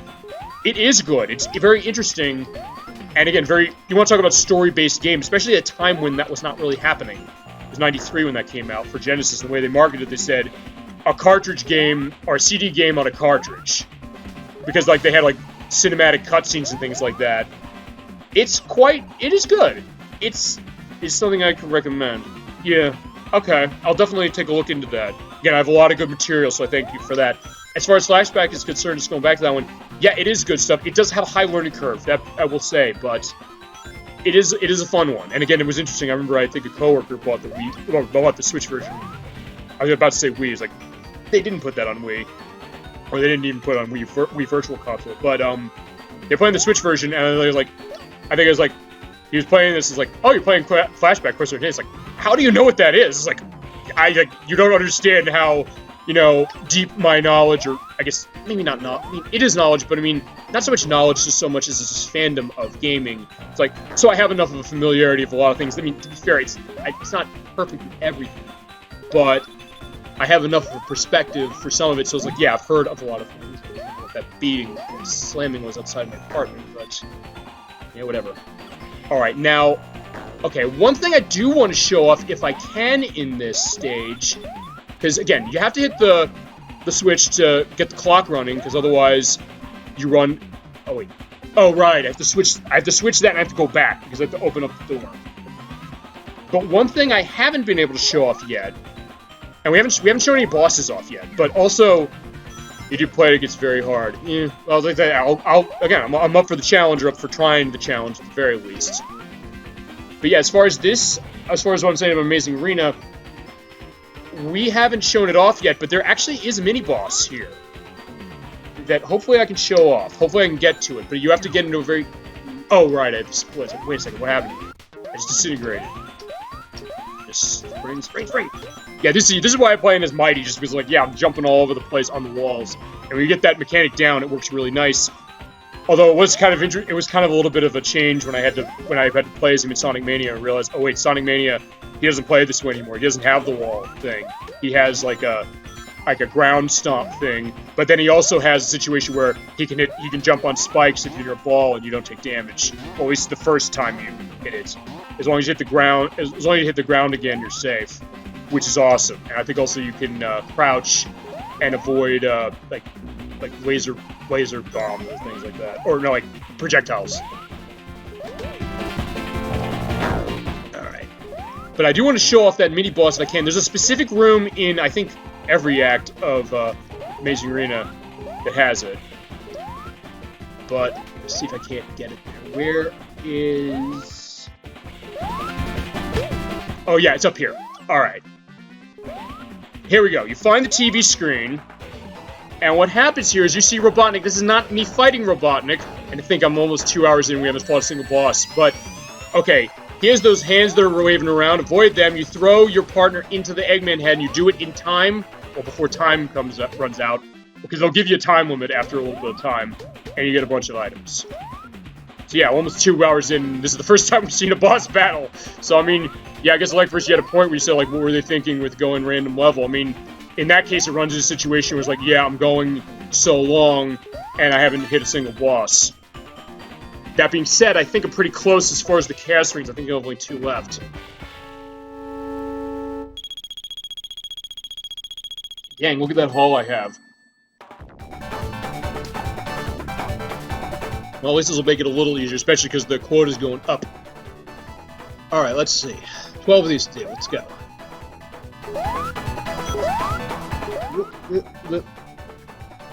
There's 1. Oh, okay, right. Yeah, I'm not too nervous about losing rings exactly, but again, I'm more specifically focused on these orbs, or the spheres, I should say. Yeah, I should be in that mindset, because, like, yeah, Sonic 3 and Sonic & Knuckles have them, and Sonic Mania have them. But, yeah. Actually, one thing I think we saw in one of the earlier ones, but I never run into, the yellow ones for Sonic & Knuckles are back in this, and they do launch you in the air, but, again, they're very limited. I don't know if I've seen them in any of the other stuff. Just keep the rings going. Just get okay, yeah, so I have enough rings, I should be okay, unless I'm completely, you know, out to lunch on this.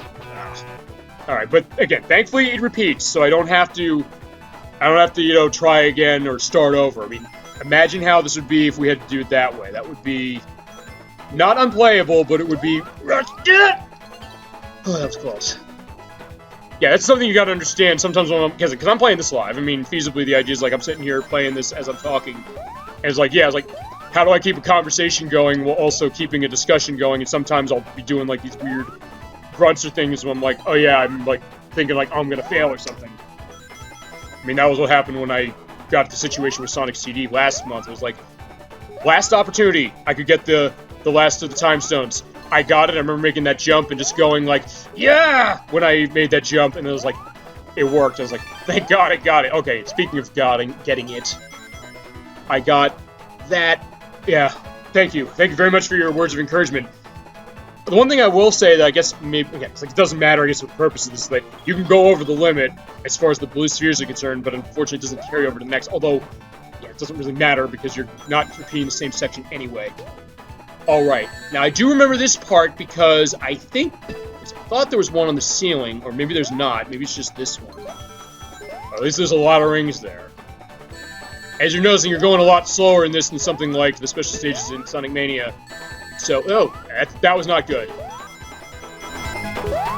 Okay, yeah, this is where it's starting to get really hard, because, again, we're jumping on platforms there, and also the idea that if I bounce back too far, I might fall out, and if I'm going too slow from bouncing backwards, I also will fall out.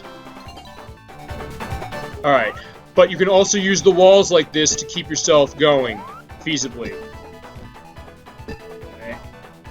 Knuckles a little bit of pickle.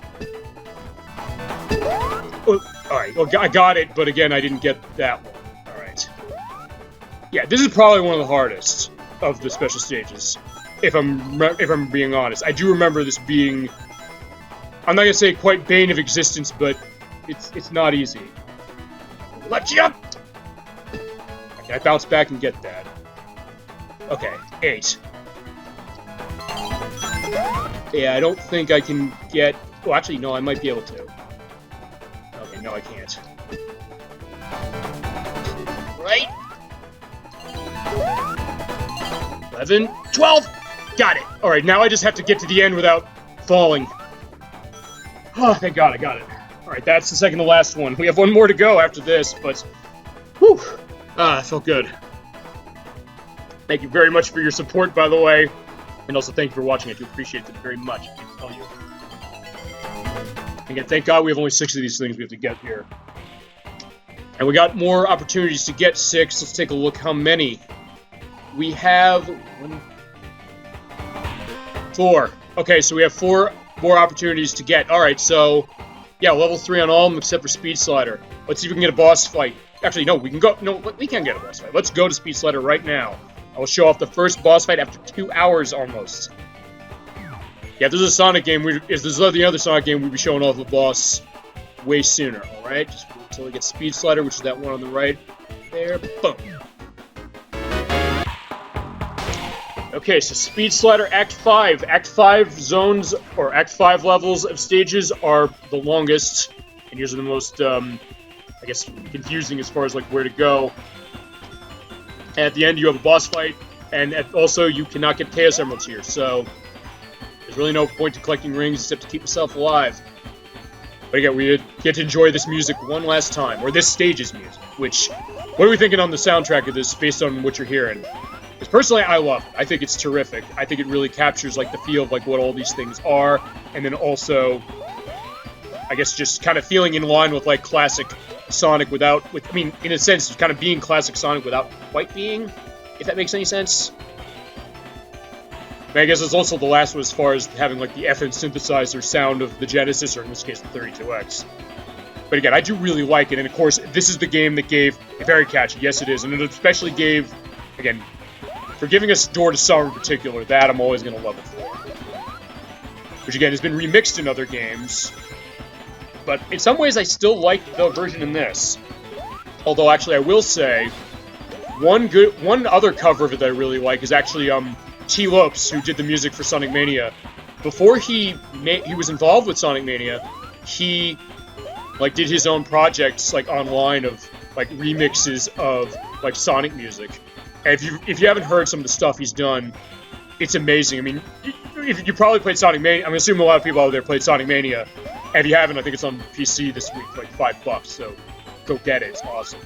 But if you like the music in that, it's like, here's some of the stuff he's done before that. It's like, it's incredible. There's this remix he did of George Summer, which is terrific. It was the kind of thing that made me almost wish that when Sonic Mania came out, they would have like done like Isolated Island as a level. Because they could feasibly like use that piece of music. It's that good. And same with also the other tracks as well.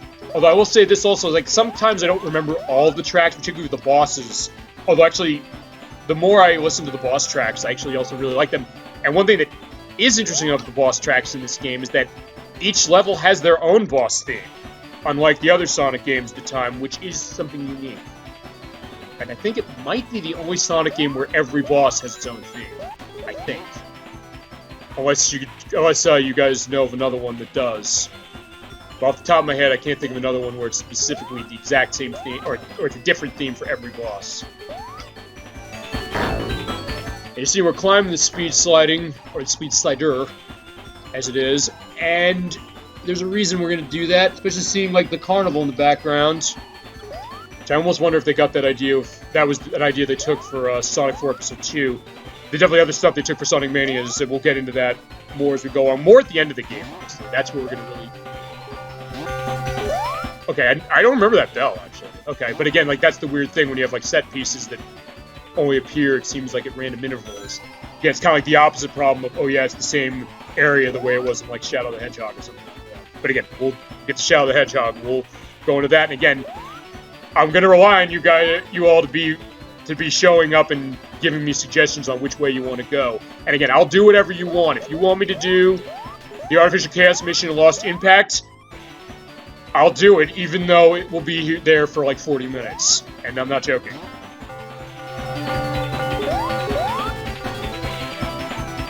You're almost there. I think I'm going in circles. Okay, that's the other thing. I mean, I will say this about this game. This is a good game, but I would not say this is on the level of something like Sonic 2 or Sonic 3 and Knuckles or Sonic Mania even. In the sense that, in a lot of ways, yeah, you're running around. The maze is a lot flatter to fans, not the best games because you use a lot of zones. Yeah, I mean, okay, on one hand, I was not necessarily that upset about it, even though it's like, well, I know it's Izuka-san who's saying, like, yeah, you have to use these other things because, like, this new blood, they don't trust them, even though they made the Sonic CD, Sonic 1, and Sonic 2 remasters that were awesome. But I think in some cases, they gave enough new things, like, alright, fine, I'm okay with it, although I will say this, and I'm hoping, because we're at the 30th anniversary this year, they say they're going to announce something with what's going on with Sonic Next. I do hope that we get another, like, Mania-like game, and we have original zones, because for the people who made that game, they can do it.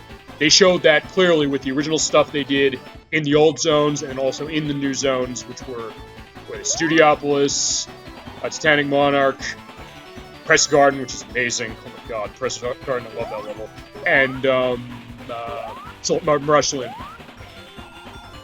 But yeah, like, in that case, I am hoping that, again, like, they do, like, totally new levels for everything, because, again, like, that team can do it. They clearly have proven themselves, and to everybody, yeah, they're capable. I mean, as I said, just to go into that, Christian Whitehead and Simon Tomley, their background was actually with Sonic fan projects. I mean, they did, like, a variance of Sonic Genesis from the Game Boy Advance, saying, like, yeah, this game is terrible, we could port it better. Oh, by the way, we have cutscenes, sort of. Whenever you get to a boss, you have a cutscene that goes into, like, a cinematic letterbox view. In this case, we're going to the moon on Robotnik's Evil Carousel. I gotta be honest with you, I don't remember the bosses that well in this game to the point where before we started, I went online to remind myself what they looked like. The activity of every zone is different. Yeah, exactly. And I think that's something else. Except, yeah, okay, I'm nervous now because... Yeah, what you're supposed to do on this is hit that button while avoiding the carousels with the spikes on them, but also the ground is like a... Oh, I got hit. Alright, so yeah, when you get hit with 0 rings, that's considered a death, although we don't have death, so unfortunately we were kicked out. And also because of that, we're not necessarily going back to Speed Slider. We'll see what happens. I mean, the bosses aren't that hard, it's just the kind of thing that, if you're not careful, as I clearly wasn't here, and again, this shows that I don't remember the bosses that well in this game. Even though I looked up what they all were before we started recording tonight. I don't remember them well. I mean, it's not like, oh yeah, I'm gonna remember, like, the Wrecking Ball from Sonic 1, or the Lava Pit Thrower from Sonic & Knuckles, or, like, the Death Egg Robot in Sonic 2, or something like that. But at least we went to this stage, so at least I have a chance to get the last of the Chaos Rings. And again, like, just going back to the Sonic Mania thing for a second, that is something I do like. In fact, I think I remember playing, or showing Sonic Mania to someone who mentioned that, yeah, like, we were at Oil Ocean, and they said, this looks Act 1 looks exactly like, Sonic 2 did. Sounds like Bubble Bobble. Yeah, I can get that. And actually, that's an interesting one I could show off, although again, I have to get one of the title collections that has it. Whoa. Okay, I want to go get that button first, or the switch. I think it's up there. But yeah, I get the Bubble Bobble thing, particularly, like, the sound of, like, the, carnival-like sound thing. I guess we're on Carnival Island, so fitting. But yeah, I mean, as I say, for Sonic Mania, I remember showing somebody OLS like Act 1's the same as in Sonic 2, and I was like, well, wait till you see Act 2. It was like, oh, this is totally different. Where I was like, yeah, we're Sid doppelsing it up in that one with like switches and things to keep the poisonous gas there, and of course, even the fact that nothing can save you from the poisonous gas, technically not even supersonic, you're still losing your rings anyway. And I mean, honestly, I will say this, I mean, going to Mania for a little bit, because on the PC, at least, there are like a lot of mods. There's like one they're trying to like recreate this entire game in particular. I don't think it's done yet, but again, it's something I'm curious to see like what they go about it, and maybe the thought of like, does Sega want to go back to this? Do they want to like have like a team-based game style like this? Which, to be fair, they did. I mean, honestly, in some ways, the better version of this game, as far as like the team mechanic and how it plays, is Sonic Advance 3, which came out in 2004, which is actually quite good, and actually that's one I could definitely show off, because I do have all three of the Sonic Advance games. I do have the Game Boy player to be able to show those off, so we do those. And then also, that was also coming off of Sonic Heroes, which came out the same year. And then, I mean, I guess Sonic 3 did have it. I mean, Sonic 3 was the first game to have it, with, you know, Tails being second player and having, you know, being able to fly. Wait a second. Alright, there's nothing here.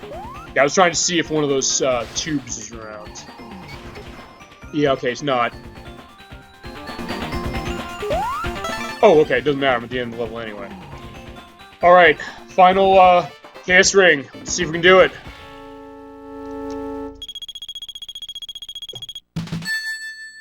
I mean, I'm coming in nicely with 122 rings. But I don't remember the layout of this, so we're gonna have to see how this goes. But I do have a couple more chances if I screw it up, so we'll take a look and see. Wait, yeah, it looked like it wasn't even... Yeah, for a minute there, it didn't look like it was even going back. Oh, no, no, no! Alright. Yeah, this is where it gets a little weird, because, again, you have to basically bounce into the walls like this. And then, again, jump like before. When I'm going slower, time it right so I'm running forward while I do that. Jump to the right or left to, you know, not fall off and die. Right here. There we go. That's 4. Yeah, I'm also trying to... That's the other thing about this, is to, you guys go into this, is that I'm hitting the bumpers for a reason, because, again, it bounces me back, but also in some ways it gives me an opportunity to see what the layout is. So it's like, alright, fine, I can see there's one over there, there's one on the top, so it kind of lets me save time. Or try to buy time, I guess, as it is. It saves time as far as finding the next one that I need to get, but also biding my time so that I don't hit that end. Oh, right! The green ones! Oh, I forgot the green ones. This, I think, is the only one that has them, and I did that on purpose. I was going backwards because... Right, can I get backwards? Okay, good. I did that on purpose because I wanted to come down for that one, but yeah, the green ones will launch you up super high. Again, this is the only one that has them, so I forgot all about it. Alright, but now I can go up the next section. Boom, boom. There's one there. Oh! Oh yeah, this is the other thing, I fall backwards. I think there's some areas where that can happen and you'll fall out of the level. So I want to avoid that if I can. Alright, where's the next one? There we go. It's 12. Alright, because I have to go up here for that, but unfortunately I only have 13, or I'll only have 13 now. Yeah, so I'll have to repeat this. And now the challenge is going to be me holding onto my ring, or keeping my ring count up. Actually, no, yeah, that's going to be the... Yeah, that's going to be the main challenge, because now I have all I need. Well, again, this is going to be also the time where I'm just going to kind of pick up rings this way. I mean, in a way, these special stages remind me a little of Sonic Mania, in the sense you have to prioritize getting rings to maintain time while collecting blue spheres to, I guess, get to the end feasibly, or get what you need to in that one, get the UFO, as it is in that game. But, yeah, I still have one other section I have to do, so I gotta basically collect every single ring I can see. And just like Sonic Mania, the rings don't come back, so, well, and the orbs aren't coming back either, so, same idea. But again, at least now I can kind of plan here, like, okay, here are the rings. Okay, good.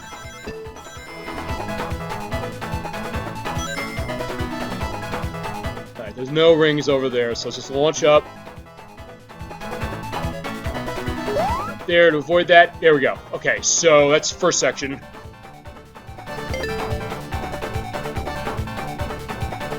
Alright, 14 more. I only have 20 rings. And I'm losing them as I go along there. It's getting close.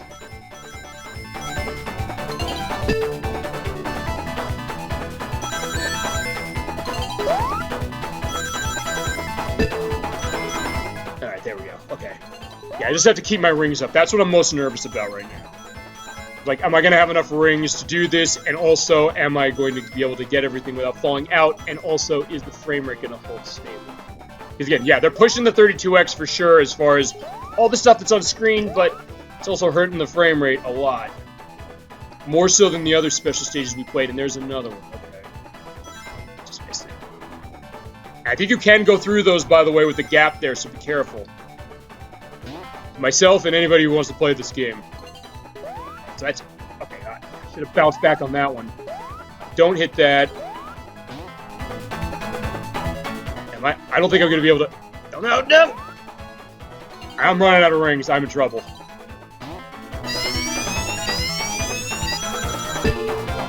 Alright, that was sort of the save, but I need one more. Tell me there's one more. There's one more. Thank God, thank God. Got it. Oh, thank God. We did it. Got all the chaos rings. Ah. That calls for victory. Drink water. Okay. We did it. So, by doing that, that's a perfect. Now, here's the thing about this. Unlike the other Sonic games, getting these do not give you super insert character name here. The reason you get them for this game is so that you get the good ending. And I'll explain what the bad ending is when we get there. I don't remember if one of the saves I have is of the bad ending, so I can show that off. I was like, I don't think so. So, alright, so the rest of the game is going to be pretty smooth sailing, unless I run into issues with the bosses again. But again, we're at the Act 4 or 5, or 3 as it is in this case, for Techno Tower. Okay, actually, I guess I was a little off as far as... No, I was right as far as the chance I had. But we're good. We got the Chaos Rings. Now we can enjoy the rest of the game. Enjoy the music of the Techno Towers. We're kind of going up. It's good stuff. Again, just play this like other Sonic games. Like, yeah, running fast and getting the speed shoes to run faster if I can get them.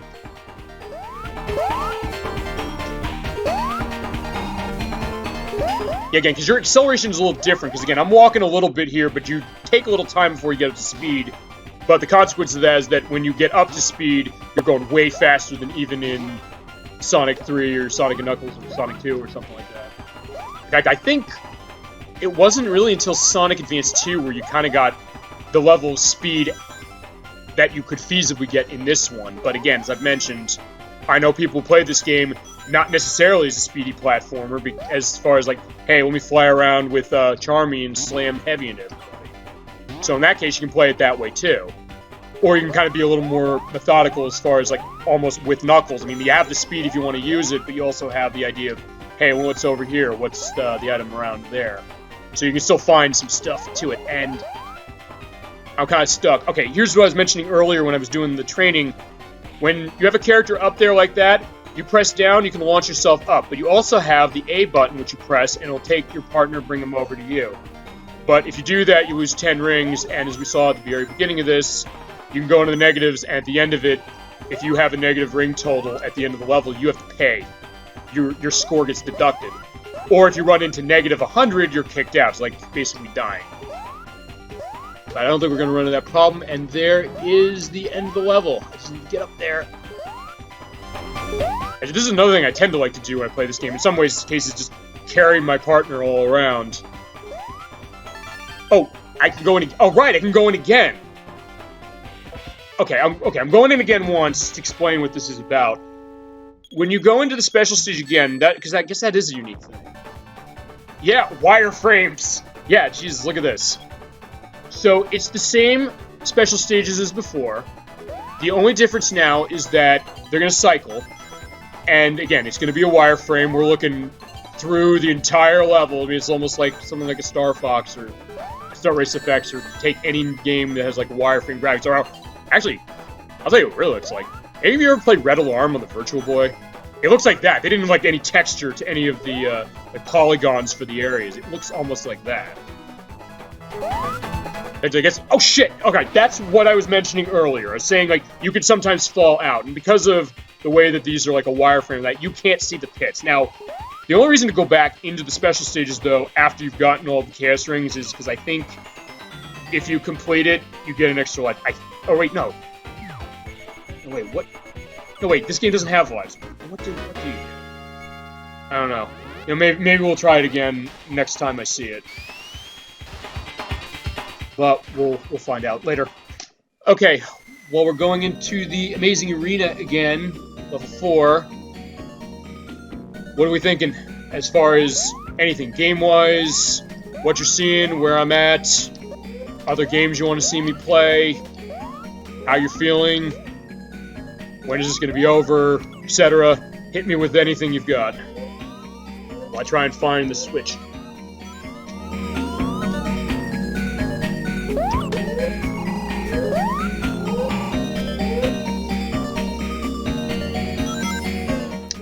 Shrunk and switched now with Tiny Knuckles. So yeah, Sonic Mania was not the only game that had Tiny Knuckles on it. Technically. Although that was more of a Sonic CD thing than it was a Knuckles Chaotix thing. Where is it? This is right. It's up there, I think. Or it's right up there. She brought up why not Star Fox. Yeah, I have. Yeah, I do have. Yeah, actually, I think I have. I'm trying to think which of all the Star Fox games. Yeah, because I have it on Super Nintendo. I have it on Nintendo 64. I have the remake on 3DS, or the 3DS of 64. Which, again, that would be a capture card thing. I'd have to figure that out as far as I'm going to do 3DS. There's also Star Fox Command, which I could show off even though it's a DS game because it's on Wii U Virtual Console. And then there's also Assault, which I have, and then Zero and Guard. I think the only one I don't have is Star Fox Adventures, which again, debatable as to how much of a Star Fox game that is, but yeah, you know what? Yeah, I'll add that to my March itinerary. Why not? So March itinerary is Metal Gear Solid. We finish it. We go to Disc 2 to finish that game. First week, second week, on your recommendation, Electverse, we do Sonic Fighters and Robotnik's Mean Machine. Then it was, what was the other one? Oh right, Slam City, and then.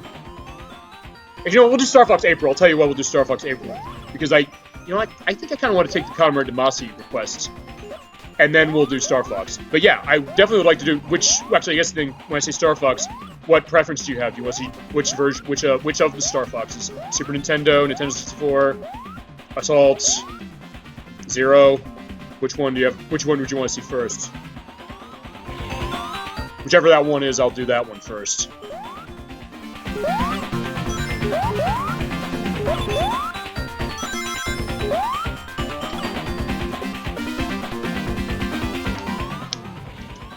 CG4. Okay. That tends to be the popular choice, and for good reason. The one thing I'm wondering, and I guess here's the question. I don't know how I want to handle that. As far as, because with Star Fox 64 Expert, yes, I could do that. Yes, I can. Yes, I can, because I have a completed file for my Nintendo 64 copy with everything, all the medals, everything. The reason I was saying like I'm not sure I want to handle that. Like, that's the one thing, but I guess the other thing is, do you want to see me do every level? Which I mean, I guess what that will mean specifically is at least 3 plays of the game, or feasibly, do you want me to do 1 play and then come back to it a couple times, just to do each of them a little differently? And there's the timer, by the way. If you run out of that time, you just don't get rings. But again, like, for that is a game I would want to show off everything for. I mean, to be fair, it's not a long game necessarily, as far as going through one path, but as far as showing off all 3, or covering all the levels, I mean, yeah, I mean, I'll try it. I mean, how we'll do it is I'll run experts, and then I'll see how long we take going through one run. Then if we get, depending on how time works, I might do another one. If it's like way too long, I might do more. I mean, but again, it's like, here's the thing. I'm not necessarily putting a time limit on like what these streams of mine are, as far as like, oh yeah, I have to be done at a certain point. I mean, technically this isn't that long. I'm going about 2.5 hours now with this. But if it's something I can feasibly finish in one sitting or do everything with in one sitting, as is the case with Star Fox 64, I would feasibly like to do it, but I'm just trying to figure out what the best way to go about it is. That, and also so it's not a situation like, oh yeah, I'm doing the same game over and over. Although then again, like, I think I've figured out the system for that. As I said, with Metal Gear Solid, I think Metal Gear Solid was like the test to that. And then I also have other games that I have to get back to this year, which are, let's see, Fatal Frame, which I don't know if I'll wait till Halloween to go back to that one, but Fatal Frame, Mystical Ninja Storm Goemon, Rayman 1, Rayman 2, and I think that's it, and then Metal Gear Solid. Because Metal Gear Solid, we're finishing that next month. But again, it's like, it's more of me feeling out the idea of how I want to do it, and also what you guys are comfortable with, because like, alright, fine, I appreciate your dedication, you know, sitting here on a Saturday night we could feasibly be doing or watching something or anyone else over me, but again, keeping it interesting enough so that you'll want to stick around. Not least of which because you want to go about talking about game. The Star Fox Zero get a Switch port? I don't know. I mean, that... maybe. I mean, the thing with Star Fox Zero is that the way it controls is so unique, as far as the fact that it's, you know, gamepad-based. I don't know. They probably would have to, like, redo the controls, like the way they did when they put Mario... Okay, so getting... okay, I'll finish answering that in just a second. Yeah, coming in here is just, oh, it's a point bonus. Okay. I didn't remember what it was. Yeah, to go back to the question if it'll get a Switch port, they'd have to basically redesign the controls, pretty much, for the purpose of running on Switch. The same way they did with the Super Mario 3D All-Stars when they had Mario Galaxy in that, and it was like, yeah, we don't have the pointer stuff necessarily... Okay, they do have the pointer stuff fine for Super Mario Galaxy, like pulling off of how the Wii game went, using the Joy-Cons. But they did set up controller options. It's like how to get the pointing aspect. Like, oh yeah, use the gyroscope in the controller. They could do that. I mean, if they're going to do that, that'd probably be the way I would think that would be making the most sense.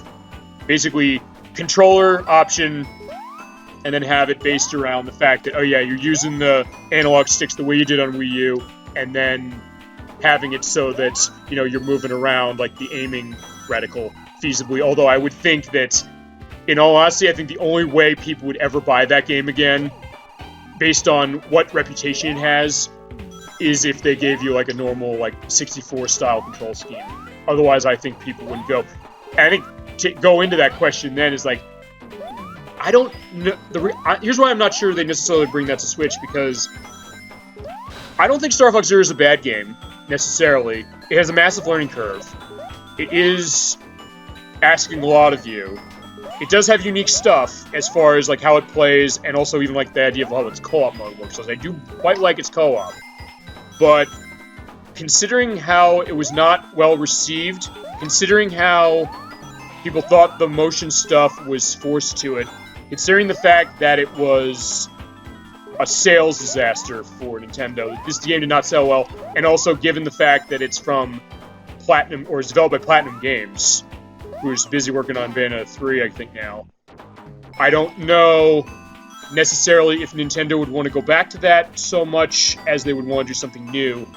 And also, the other component of this, maybe a little of a potential elephant in the room, and kind of a disappointing one to have to point it out to, is Starlink, Battle for Atlantis from Ubisoft. Which, remember, that was a game that came out a couple years ago as a Toys to Life concept, and oh, right, I forgot about those guys. You latch onto them, they take your rings. But again, we don't need the special stage, so we're good. But with Starlink, Battle for Atlantis, it was on every system. But Nintendo had a deal with Ubisoft, so basically they had it so you could have Fox McCloud as a playable character. In fact, I have the Switch version for that very reason. Also because the game sold so badly that it was like $10, like, you know, discounted. So at that point, it's like, well, all right. So I wonder, do we think necessarily that Nintendo is going to be looking at like that game selling and thinking, no, this is a sign that people don't want this? And I guess also maybe comparing that to Mario and Rabbids, which was also Nintendo collaborating with Ubisoft and saying like, well, that sold, we'd be more willing to take a shot on that one.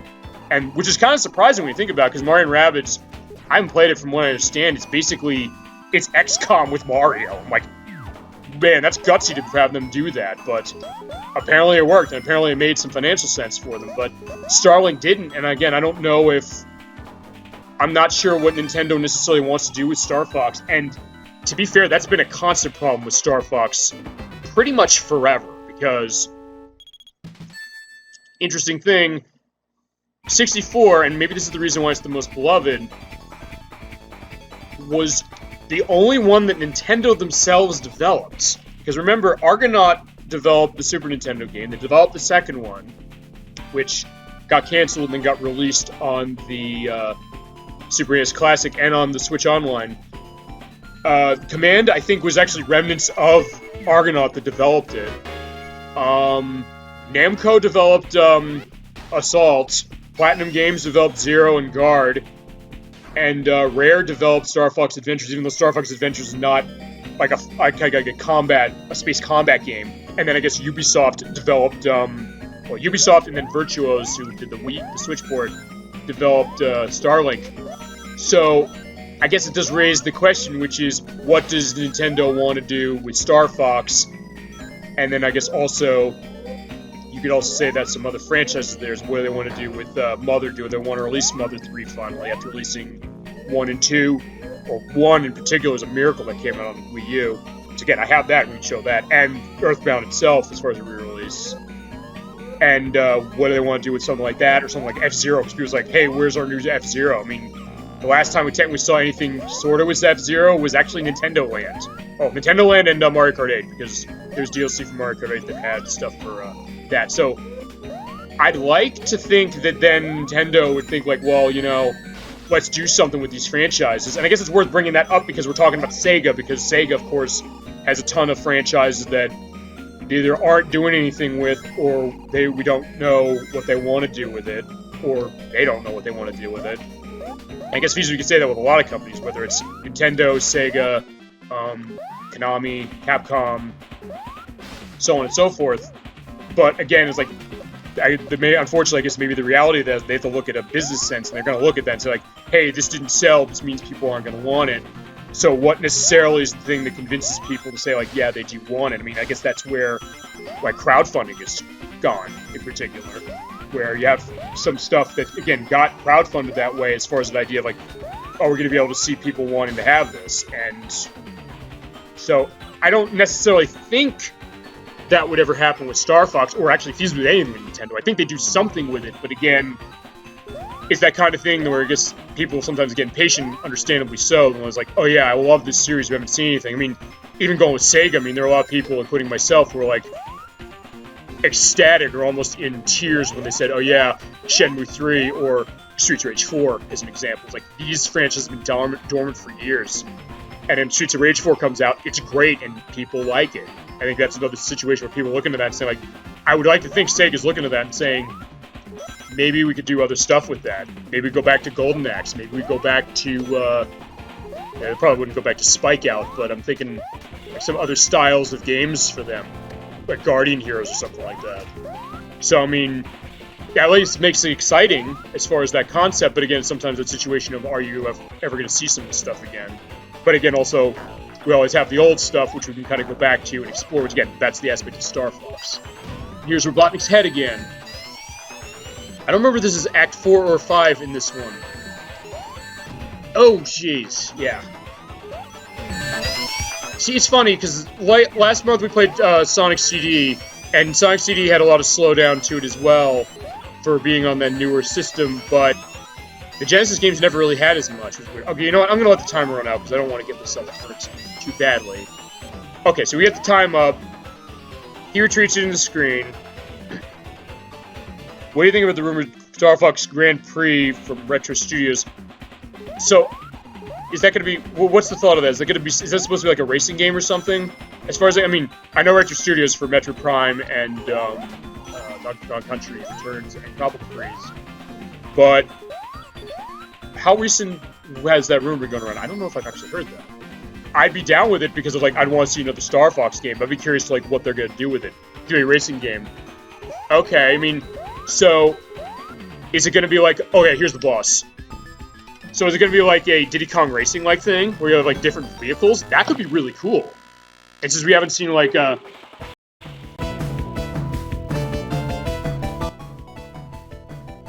I actually did something with my tech. The only time I've seen like something like that recently actually was from Sega with Sonic and All-Stars Transformed. We kind of went back to the Diddy Kong Racing formula. Okay, well, quickly, I think it sounds cool. I'd like to see if anything comes of it and also what they do. Now, this boss is... We have this screen that brings out enemies, and then Robotnik's throwing the arm out like that. Basically, pick your partner up and throw him at Robotnik. Just keep doing that. Keep avoiding the arms, which I'm not doing a good job of doing, clearly. And then just kill the enemies as they come around. Alright, got him. Admittedly, the bosses really are not that much of a threat, or in some ways I'm going to say not really even that memorable. I hate to say it, but it's like, well, they're there. I mean, it was like, okay, so we have that.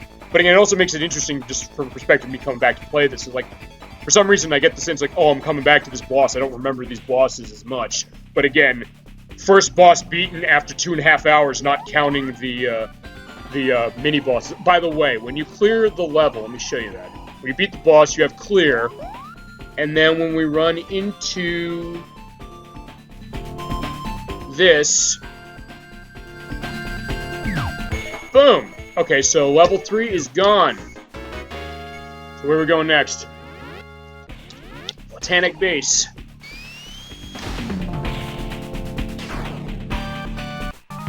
But yeah, I mean, just as far as the Star Fox the Grand Prix idea, I like the idea also because I'm curious to see what Retro Studios could do. Because, I mean, Retro Studios does have a great reputation for stuff that they've done. I'm curious to see what's going to go on with Metroid Prime 4 whenever we start to see stuff about that. Probably, I'd assume, at E3 this year. Which they did announce they're going to have. It's going to be mostly digital, but they're going to have it. So, again, I'd be curious to see that and also see them, like, do, like, racing stuff. Why can't I go into this? Alright, whatever. But yeah, I'd be definitely curious to see something about that, and I guess to see how people take it. I mean, and again, it also goes to the idea of, like, how much of that brand loyalty. I think there's a lot of brand loyalty to Star Fox in particular, or a lot of Nintendo licenses. So I think there are people who want to try it. I mean, I absolutely would. I totally want to try it. Just for the purpose of, like, new Star Fox, what are they going to do with it? Especially because in some ways Star Fox has been one of the more experimental franchises of Nintendo as far as some of the stuff they've done. You saw Diddy Kong Racing, Cruising World, Cruising USA. Yeah, good selections. And I do have all of those cruising games. Can I go in the door? Yes. Of which the best, I think, would be World. Unfortunately, they are the Nintendo 64 versions, which have been cut down from the arcade versions, so we're not going to run into situations of being able to run over cows and splatter them in bloody chunks, which was in the arcade version. And Nintendo published the arcade version, too, but Midway, particularly Eugene Jarvis, who made Robotron, devved it, and they're like, yeah, we're not having that in the home version. You're also not having the ending with then President Bill Clinton in the hot tub, but in any of them, and I think he goes into space in one of them. Weird stuff, but yeah, definitely, I do want to show some of those, and I do have all those cruising games. I mean, I even want to show the one on the Wii, which is, I think, a reskin of, like, a Fast and the Furious game, and just the idea of, like, it being cheesy as anything. But yeah, absolutely. Good selections. So I will definitely put those in my recommendation pile, and I thank you for it. President had Retro's biggest Star Fox game. It seems like a smart move. Yeah, I mean, I guess as far as... Yeah, given their reputation, I would say that, too. That's absolutely something I would agree to. And I think they could do it. I mean, to be fair, I guess Retro hasn't done stuff as far as vehicles much, but then again, when they made Metroid Prime, let's remember, they hadn't... I don't think they'd made anything. I think that was the first game they made, and I remember people at the time were saying, like, Nintendo is giving this franchise that's about exploration and, you know, isolation, and turning it into a first-person shooter, and giving it to an untested development team in Texas, this is going to be a mess. And then it came out and people realized, like, no, this game is awesome. They clearly understood and knew how Metroid works and put that into 3D in such a brilliant way. And Donkey Kong Country as well. Donkey Kong Country Returns. They did a great job with those. In fact, with Metroid, it was interesting because the Metroid game people were looking forward to the most and said, like, oh yeah, this is going to be the great one, was Metroid Other M, which was devved by Team Ninja, who made Dead or Alive, which honestly kind of makes some of the criticism that came out of that game make more sense in retrospect. I'm like, I don't know if that was a good idea to give them that for the purpose of taking one of the only female characters in video games, or as far as a big name, and, you know, submissifying and sexualizing her, and not doing a good job. I mean, we'll get to that when we get to Shadow the Hedgehog, and Sonic 06, because, yeah, I mean, they could do it feasibly. I mean, but just because you could do something doesn't mean you should, and also doesn't mean necessarily that it's going to work. Actually, I haven't even played Metroid Other M, so I don't even understand, like, if it's just that, or because I understand there's, like, gameplay stuff to it. But again, Retro has been consistent pretty much throughout. Like, I can't really think of anything where people said, like, oh yeah, they've been, you know, off their game. The only thing I could think of maybe was Recore, although that was actually devved by ex-members of them, and I heard it was okay. I mean, it wasn't like, it was a collaboration for Xbox One and PC with Keiji Inafune, but I didn't hear it was bad. I just heard it was like, they have some great concepts, but not exploring them well. That's actually one I'd like to pick up. I think it's dirt cheap now, and maybe we can take a look at that. But yeah, I mean, I'd definitely like to see what Retro's going to do, and also what's going to happen with Metroid Prime 4, for example.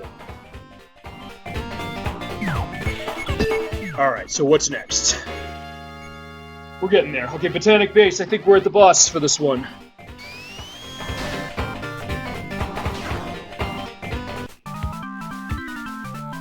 Because I think we are.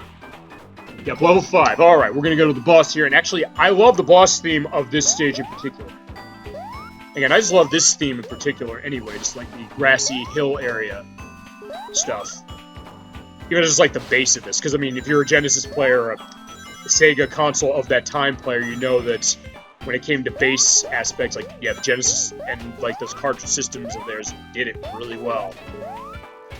And even the non-cartridge systems, like the CD did it, like Sonic CD and other stuff like that. Wait. Hold on, is that water? Or is it just the tint of the graphics? Because I remember this game having water. Okay, maybe it's just the tint of the graphics, never mind. Because actually, to be honest, it's been a while since I've played this game. About, a couple of years, actually. This is actually my first time going back to it. And I guess that also goes to another thing, which I sometimes mention, is, like, I'll sometimes do a test run. This one I played enough, I didn't feel like it necessarily needed to. In fact, although, again, whoa! No, that was weird, see that? I'm big, and I, like, kind of clipping my way through this, and I can't get down until this runs out. Yeah, look at this slowdown there. Like, I'm walking into this, okay, that's weird. Okay, that's the other reason I like to do, like, streams of stuff with games like this. If you're familiar with the idea of, like, what a recording curse might be, or recording snafus, or anything like that, sometimes they'll pop up, and they sometimes make for interesting discussions, or, whoa, what was that? In fact, I remember when we did Rayman the first time, that was a situation where, first off, my disc is scratched, even after resurfacing it, and, like, at Bandland, like, you have, like, the disc skipping, and there are, like, 20 people watching that and saying, like, I want your copy of this game which has the skipping disc. It's like the remix of Bandland we've always wanted. I think there was one part I fell through the level, and was like, what happened? I was like, I don't know. So, I mean, sometimes for stuff like that, you run into a situation like, oh no! Yeah, I hate running those things. But again, that's the other reason I sometimes like doing this, because sometimes there's some weird stuff, or weird experiences you might have, or curiosity of like, hey, what's going on with this? Why is the frame rate going down? What's, you're bouncing around like crazy? Or something like that. So again, it adds to that. I do like that very much. I appreciate it. In fact, actually, that way, this has actually been one of the more... Actually, recently, I've had a pretty good string as far as some of these streams I've been doing, as far as you watching the activity, and just some of the weird stuff that's happened. Alright, so here's boss of Botanic Base. The ground's collapsing, or... Oh, and Knuckles is caught. Oh, what? Oh, yeah, it's like I was... Okay, so here's what's supposed to happen. You're supposed to bounce up into the air, and the idea is you want to hold down to basically bounce yourself and avoid Robotnik when he's electrified.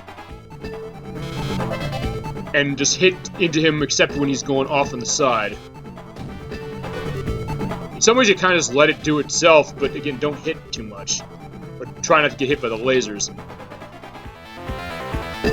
Also hear that great... It's just awesome. Oh, whoa. Wait, where'd my ring go? Oh, right, the Combino ring. That was why. Okay. Uh-oh. Okay, this is gonna be interesting. I have to basically sit here and wait for my partner to come back in order to hit him, I think. Alright, do I? Hang on. Let's see. Maybe... Okay, no, I'm not gonna take that risk until... Oh, yeah, okay, but... Alright, wait till Knuckles comes back. Because again, when you get hit, eventually he'll come back. It's either he'll come back or you die. So, oh! Uh-oh, I didn't know he did that. Okay, I can hit him from down here, but I have to time it specifically. I've actually never fought him this way. So this is unique. So you're seeing history made. Oh! One more hit, I think. Got him. And I take off my Discord friends while I have voice chat. Have fun. Alright, take care. Good seeing you. Alright, got it. That was weird. That was... Yeah, I've never had that happen before. But again, that's sometimes the benefit of this. I think we have... Let's see. 3 levels left. I think. And then the boss. The final boss, I should say.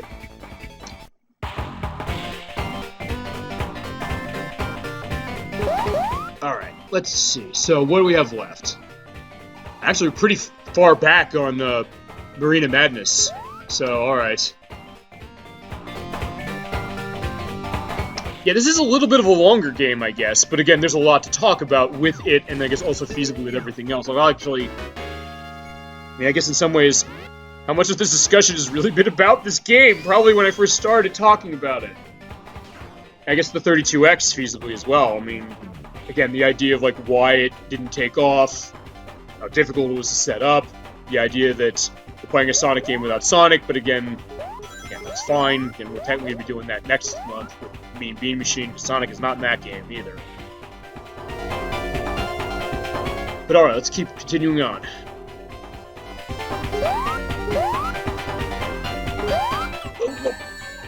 Yeah, I was kind of nervous there. I thought I was running out of... I thought I had no rings.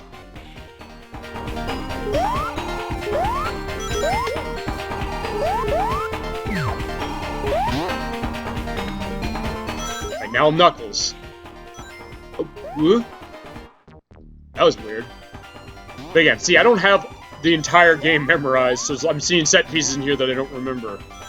It seems like in that way I'm kind of a broken record, because I'm running into the same situations. Okay, there we go. Oh, right, the switch around, right.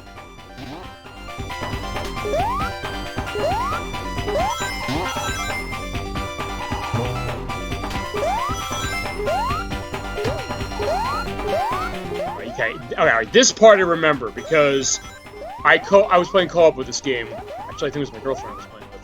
And, when it came with that, I remember we were kind of in, like, this free-fall area in this stage. We're like, how do we get out of here? In this case, I'm going up this the wrong way, because I think there's a... Wait, no, I am supposed to go up this way. Whoa! Which I guess explains why every character can climb walls to some degree, whether it's kicking off them, climbing up, or just flying in the case of Charming. There, got it.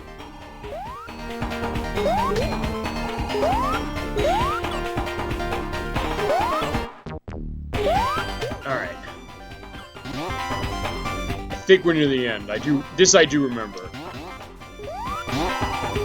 It's weird because, again, as a huge Sonic fan, you think, well, I'd have this game totally memorized like some of the other ones, but not completely. Oh, shit! Okay, I didn't want to go into the special stage, so I'm gonna just jump right out of it.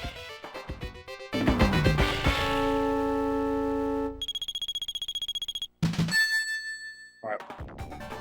Actually, you know what? I'm gonna let Knuckles walk. I'm gonna go get another bottle of water, because I'm gonna need it. Thankfully, it's a sure walk over to do that. I can continue talking whilst it's happening.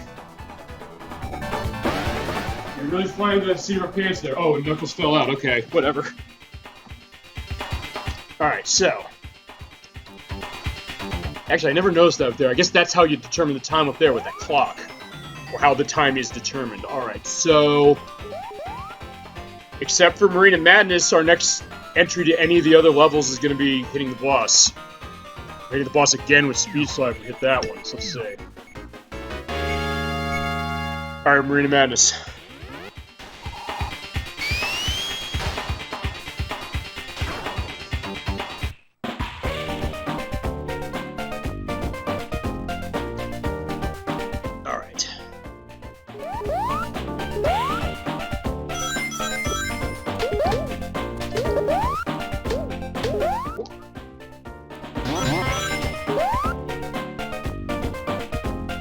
Interesting enough, even though there are badniks we're seeing around here, they tend not to really be as much of a threat, even when I'm hitting them, it seems like, just because it seems like they're so sparse in some capacities. The point where I don't remember many of them unless they were in Sonic CD, pretty much. Well, the one that was in Sonic CD and the one that was later in Sonic Mania. Alright, I know this is the one, this is the area of the world where you have to find the buttons more frequently to get the ships to move. I don't want that.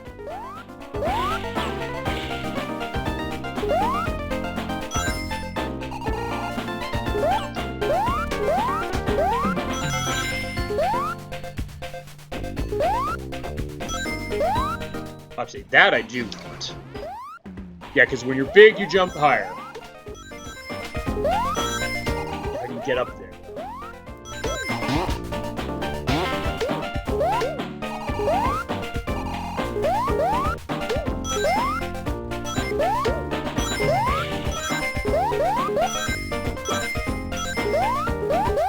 I think I'm making progress. I mean, usually the way you know you're making progress in this stage is either if you're going up a lot or if you find a button to get the ship to rise. Which, again, I'm almost wondering if maybe then they borrowed this aspect for Sonic Mania when it came to, what was it? Oh, right, Oil Ocean, actually, for the, like the hidden subs and all. Alright, so that's Act 3.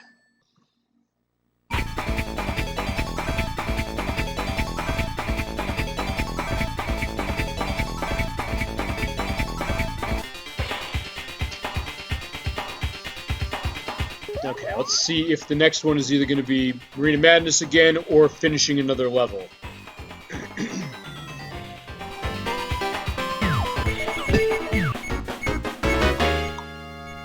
Alright, Marina Madness again. And then after that, any other level we do is going to be a completion. And with all the Chaos Rings, we're going to be good. And we will get the best ending.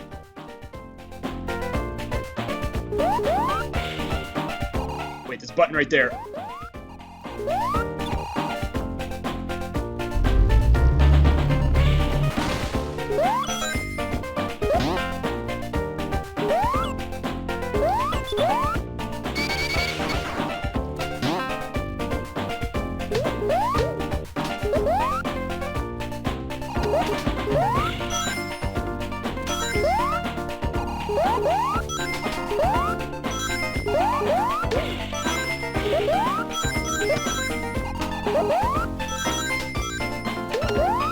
Yeah, I feel a little more quiet now, but only because, again, one thing I will say, and I do like this, even though I'm kind of going all over the place as far as, like, bouncing out of control, the fun of this game in particular is, again, the atmosphere and the presentation, but also just that feeling of when you start going fast, which, again, is like a lot of the other Sonic games, just like, whoa, that was weird.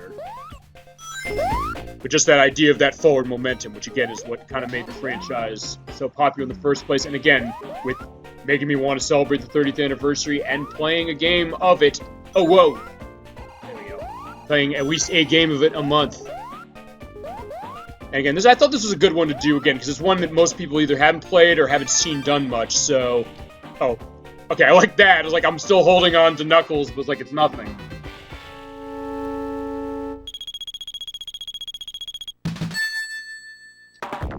Alright, so we're back in here, and again, I'm gonna let myself die again, only because I got everything. And the only benefit to doing this again is points. Alright, so can I fall through? Yeah, I was thinking, imagine if the whole game was like that as far as going through that and you had to get the Chaos Rings that way.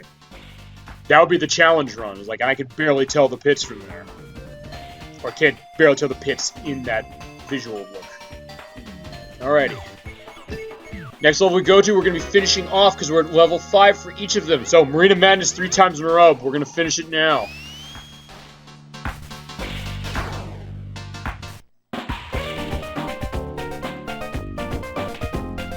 One more chance to hear this great music and see a nice sunset.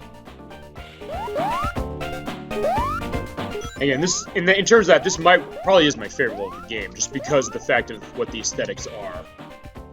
Just that music, the bass, and the everything about it. Just love it.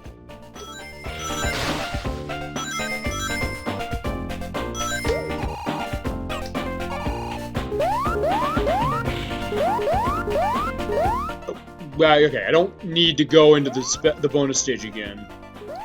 Can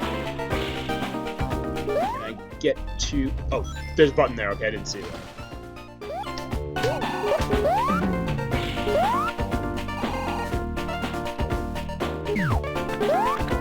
Oh, right, I'm Knuckles again. Okay. Okay, like, that's fitting. It's like, so I'm having Knuckles the whole time while I'm playing the Knuckles Chaotix game, even though I'm playing as not Sonic, or what Sonic was gonna be before Sonic was more popular, or the more popular choice. But again, it's still part of the universe, and, alright, we'll change up a bit. We have Vector here as well.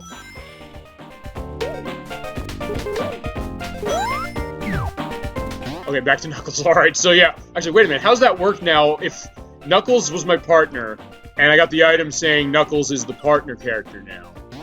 That's weird. Yeah. Wait, can I try to do the launch off? There we go. Got it. In fact, I don't know if I've ever had that happen before. It's like, oh yeah, here's Knuckles.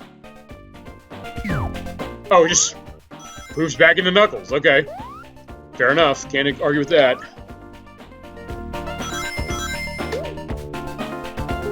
You know, I'm just going to carry him to the end. In some ways, I will say this, as much as I find the team mechanic interesting, I do also wish there was an option to just play it without the character, just for the sake of, you know, I guess, variety. I mean, if they ever do, like, another re-release or something like this, which I doubt they will, but it'd be nice if they did, that would be something nice to see. Although I do believe, actually, there are, like, mods on the PC that do that. And I think the mod that, I think it's Chaotix Mania it is for Sonic Mania on the PC does that. And again, well, it's still in progress, but it's something they're trying to do.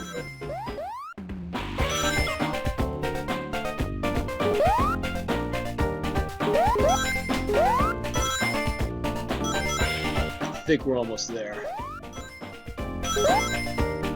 Here we go.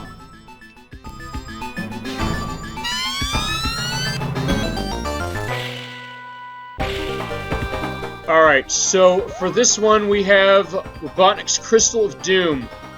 He's in that, but don't touch it like I just did, like an idiot, because the game will chug to a crawl, and you'll get hurt. Basically what you want to do is just avoid the crystal to start, and then when it opens up, throw your partner at him, or jump into it.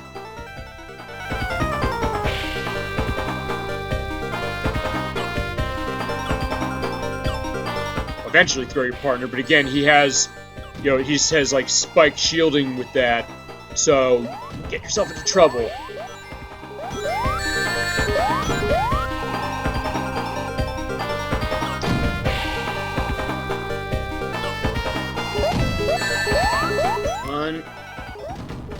Got him. I mean, really the bosses aren't that hard, but again, the way the game is set up, it sometimes seem harder than they would be in another Sonic game. Also, again, I don't remember most of them. Alright, that's for Marina Madness, and we only have 2 zones left, and then the final boss. So this Knuckles Chaotix train is coming to a stop, but you can go full speed ahead first.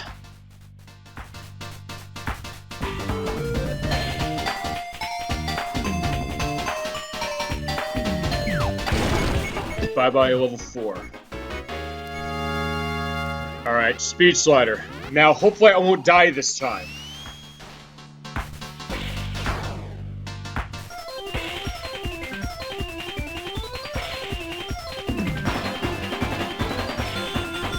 The new Tragic High Zone. I never really understood what that was, because I don't think they actually mentioned anything like that in the manual, although again, maybe the manual was translated differently. Because they say, like, oh yeah, the idea of this story is that Carnival Island's opening tomorrow, Knuckles and friends have to stop Robotnik in time. It was like, we've gone through probably, if you're going to talk about in-game stuff, we've probably gone through like a week and a half at this point, because of the way the time structure of the game is working, with like the different times of day for the stages. So again, that might not be right. Up.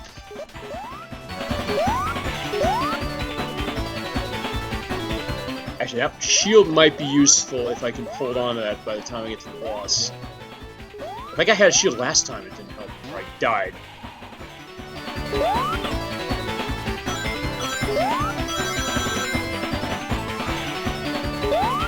No, I don't want to go on the boss stage. Oh. I guess my partner saved me that time. Okay, now I remember, I'm going downwards, and that's where we need to go. That being said, as I mentioned earlier, I sometimes don't remember where to go in these stages. I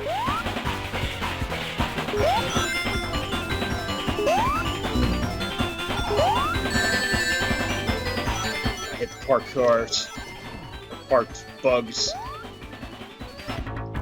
I think you go through this. Hang on. Yeah, I was gonna say, you can pass through the wall that way. Alright. There's another one. Okay, no, I actually have to use these. Actually, I don't think I've ever seen this before. In fact, I was saying that I was playing Sonic Mania recently. It was like, and that's another thing, I guess, about that game. Is like, oh yeah, I keep running into parts that are different.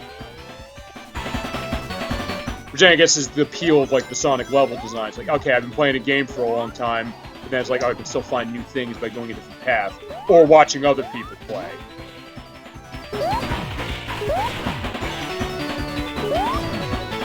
I think the end is close. Yeah, there we go. Alright, let's see if we can beat the Carousel of Doom this time.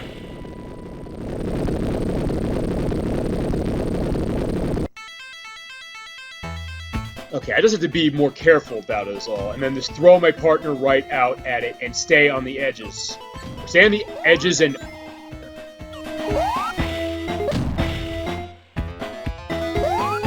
Yeah, because it's not showing maybe effectively, but the floor is keeping me moving as well, so that makes it a little harder.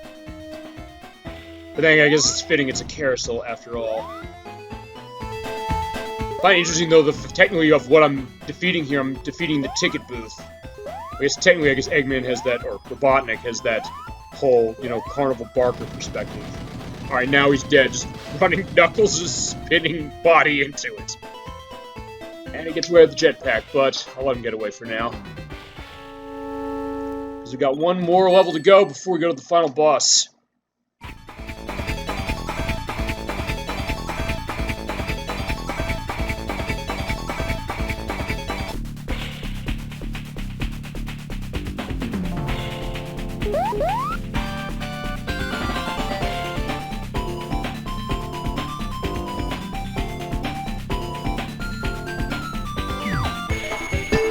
Gee, I wonder what level we're gonna go to today. Alright, Techno Tower, we're ending that way.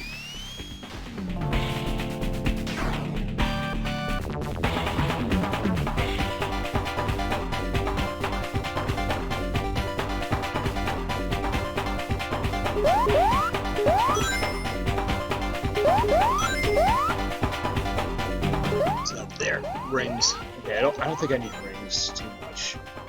Okay, I'll get them as I go along. No. I need to hit that switch. I think you need to hit that in order to get the elevator to move. I keep hitting it again.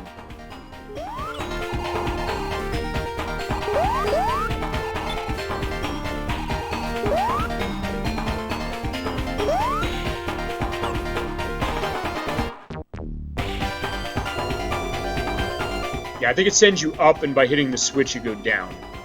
Which I think is where you have to go. I think. But yeah, in some ways I'm almost doing blind on this, because again, I don't remember the level layout of this.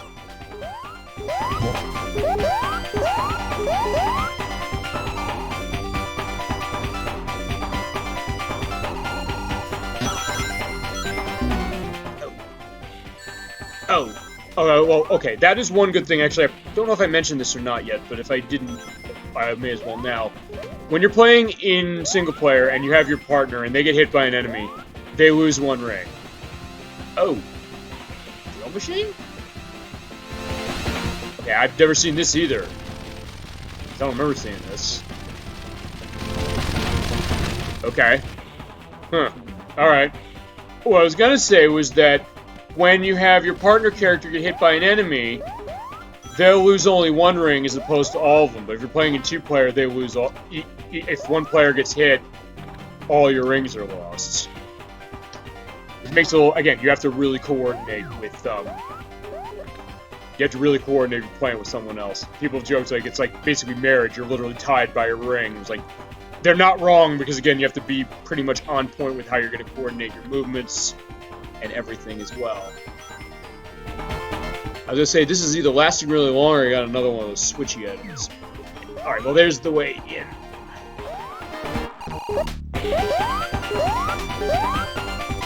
I'm assuming I have to go up because it's a tower. But again, as I said, I just have to remember where it is. Right, I think this might be close to me. Yeah, we're switching a lot here. Sounds like a certain dating channel. Yeah, maybe. I mean, but again, it's like I guess the idea is that like again, and this I guess this goes as far as like a co-op game in general. Just thinking about it because wait a second. I was gonna say like I was trying to spin dash there and wasn't doing it.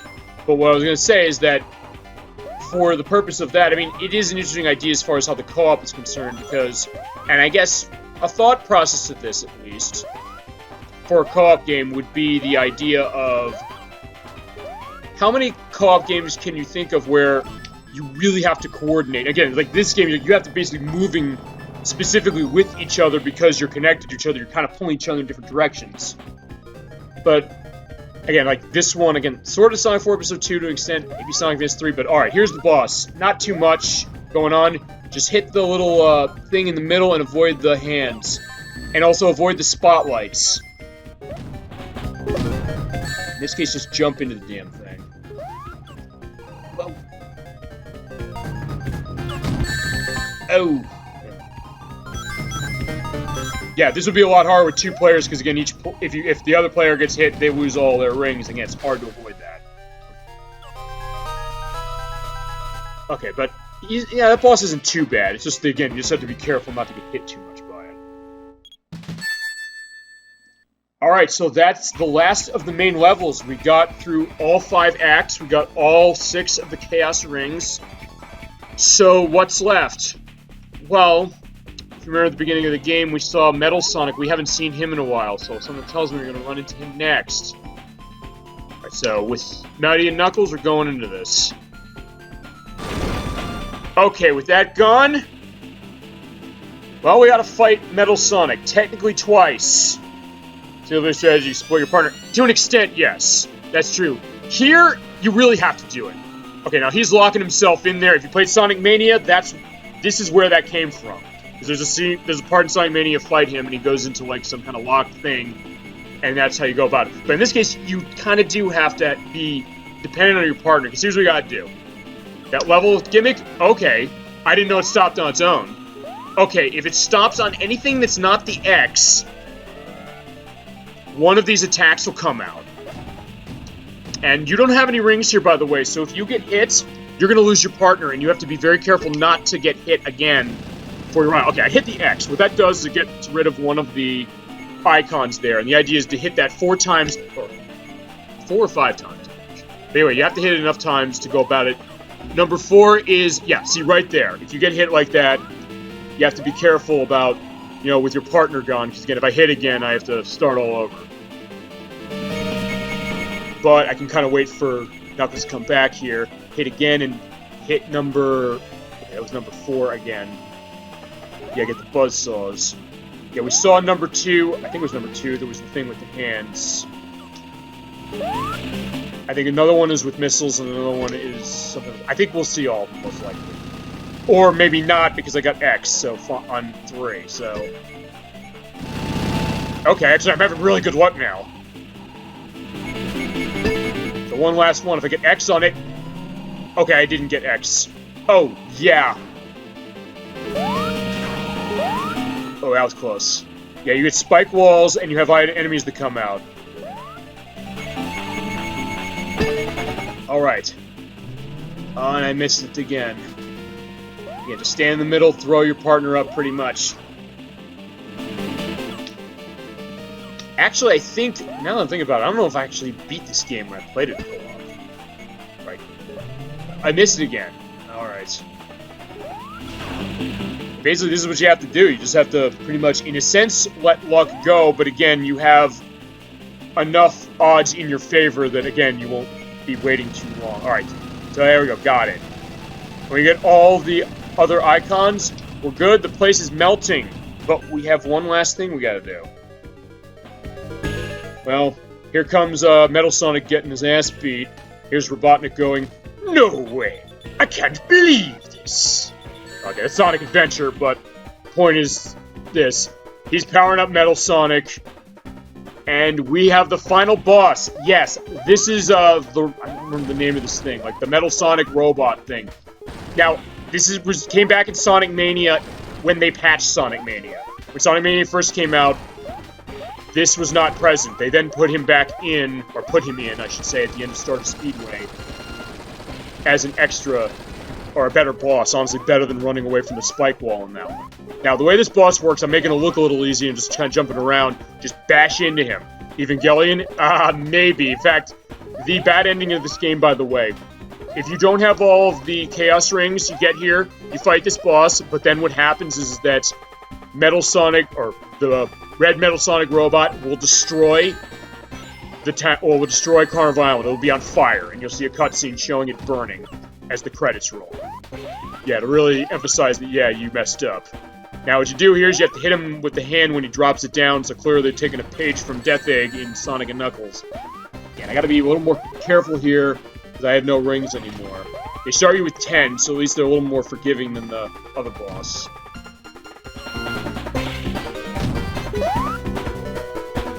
I mean, I guess Evangelion's an interesting comparison, although, honestly, whenever I really think about it, I kind of was thinking, like, oh, it's like the Metal Sonic version of, like, the Death Egg robot, or not the Death Egg robot, the, like, the flying robot from Sonic & Knuckles. You know, like, the same colors palette. Again, you basically just bust his arms first, or we bust the first one, and now bust the second one, he drops it down. Come on.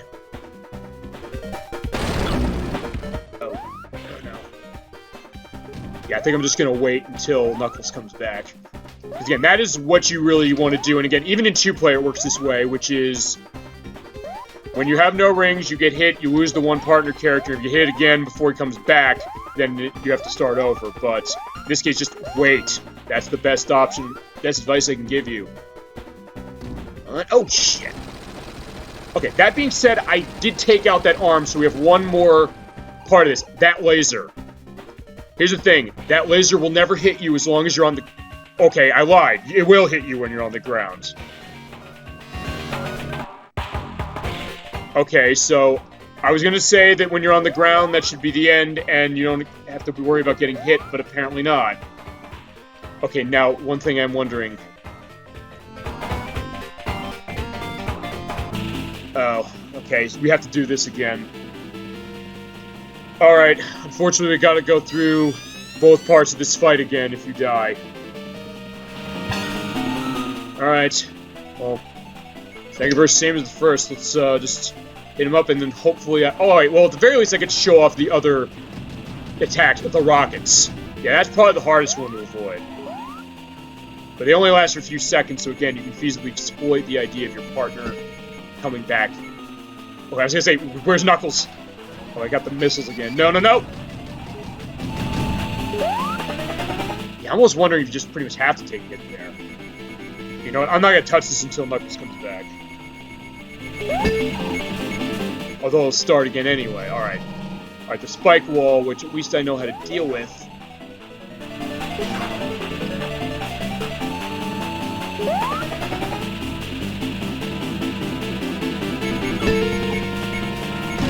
Alright, there we go. Got on the X and it busted number 1.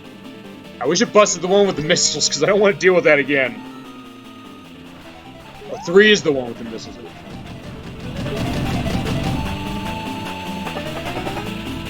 Okay, so if I can get rid of 3, I'd be glad. Just remember, do we even show off 2? Oh, shit, no! Okay, good, we got Knuckles back. Yeah, because I think the way that the missiles drop is random. I think. So it's really hard to avoid, especially when you don't have rings. I'm just gonna wait. I'm gonna let it stop on its own if it has to. Get Knuckles back. Alright, the buzzsaws. That's probably the easiest one to avoid. Just jumps at sides. Well, not like that.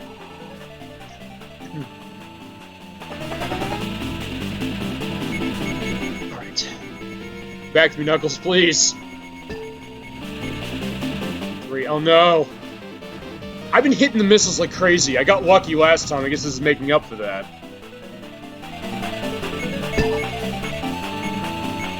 Oh no! Oh no! Oh no! I'm in trouble. Oh, it's... Oh, okay. It doesn't even activate until he lands on the field. Alright. Again, we have unlimited lives, so we're not going to lose this, but I just have to buckle down this next time.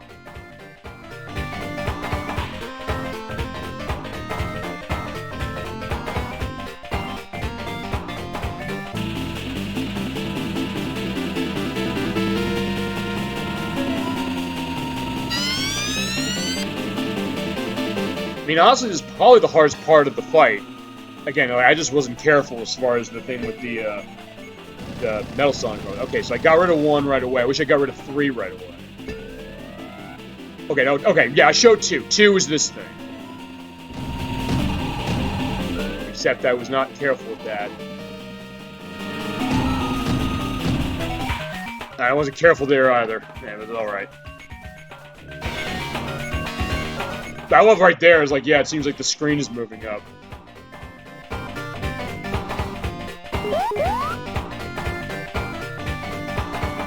Alright. Let's try one more time.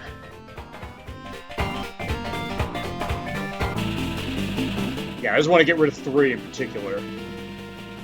If I can get rid of that one early, I'll be happy. Because 3 is the one that has the missiles.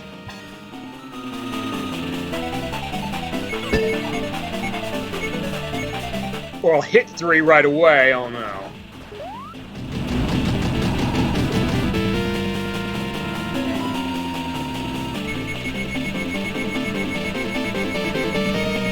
Yeah, just twiddle that ring. Just wait to... Yeah, which doesn't do anything, by the way. We have those ring powers on there, but that doesn't actually count as a ring, so... Yeah.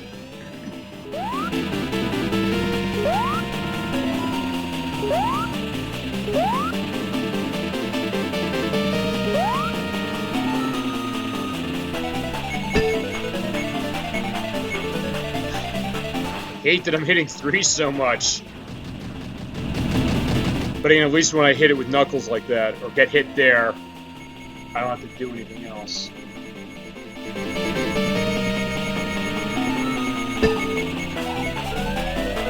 There's 2, which is that thing.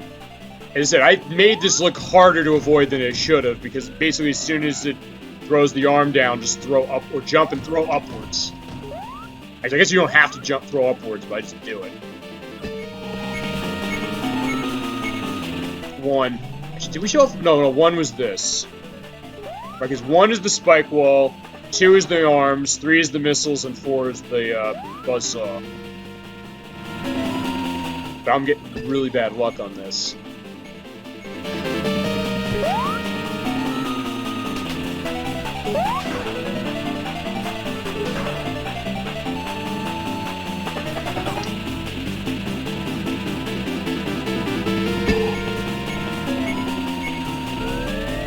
You know, I think I gotta wait to hit it, honestly.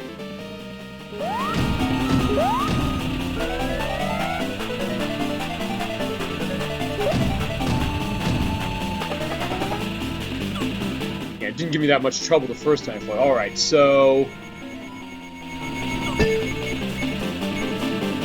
Alright, 4 with the buzzsaw. Yeah, unfortunately you can get into a situation like this where you have bad luck and you don't hit it. Although I think you can feasibly control it. I just don't think I'm timing right. I think you have to hit it.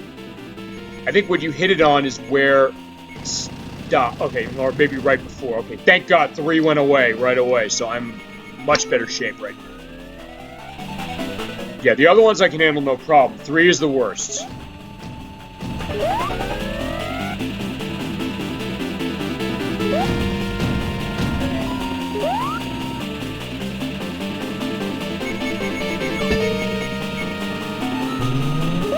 Except 1, yeah, 1's easy to get screwed up on because again, if you are or if you're on the sides of the state or sides of the area, you're gonna be in trouble. All right.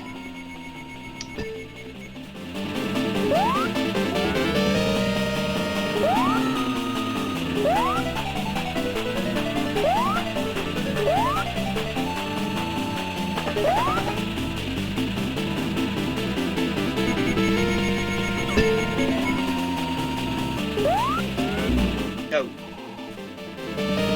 Yeah, I don't want to fail on the buzzsaws. That's the easiest one. Oh, shit. Yeah, now I'm getting worse, it seems like. Yeah, I got to it right away the first time, and then, like, now I'm not able to do it.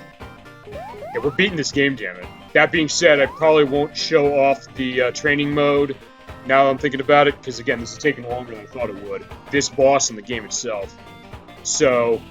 just to give you an idea of what that is, training mode is 4 jaunts through isolated island zone with no enemies, and you have a time limit of 10 minutes, and the idea is you have to get to the end and hit the flower in order to, well, again, bring life to the area. And 3 goes away immediately. I'm feeling lucky. But again, you do that, and I think for, there are 4 acts of that, I think, that you can select. In Act 3, I believe you have to activate a specific number of the flowers in order to make it go, or in order to get out of it. That being said, there's not really much of a point to the training mode, at least not here, because it doesn't save like your best times, unfortunately. Would you think it would by this juncture, as far as, you know, Sonic Team saying, like, hey, we have a save function in Sonic CD and in Sonic 3, and then it's like, yeah, we just don't have it in this one. And yet they have the save function as far as the main game, so it's like maybe a time attack aspect, but unfortunately no. Alright, there we go. So 4's out of the picture.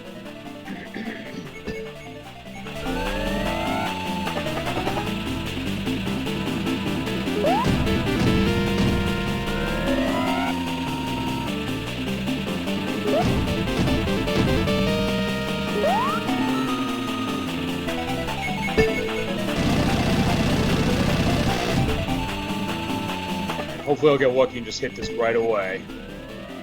No, fortunately not.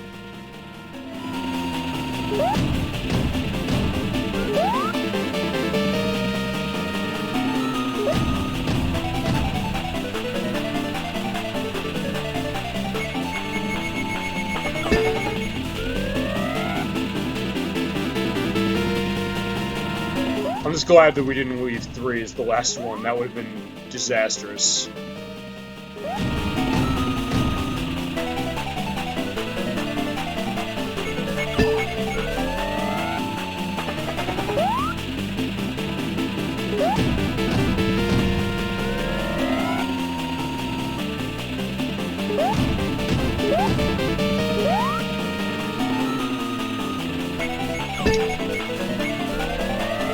It looked like it hit the X. What happened?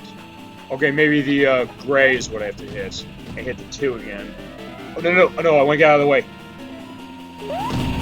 You see, now from playing it so long, I'm thinking like, yeah, I might be getting worse. Yeah, I think that's what I need to do. I have to hit it with the gray. Yeah, I have to hit it with the gray. All right. So that's that down.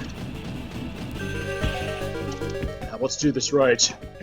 Or to take another Eggman quote from Sonic Adventure 1.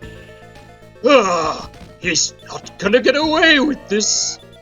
So I'll be doing that all the fucking time when I play Sonic Adventure. I swear to you that, because I love that game and pretty much have every line of it memorized.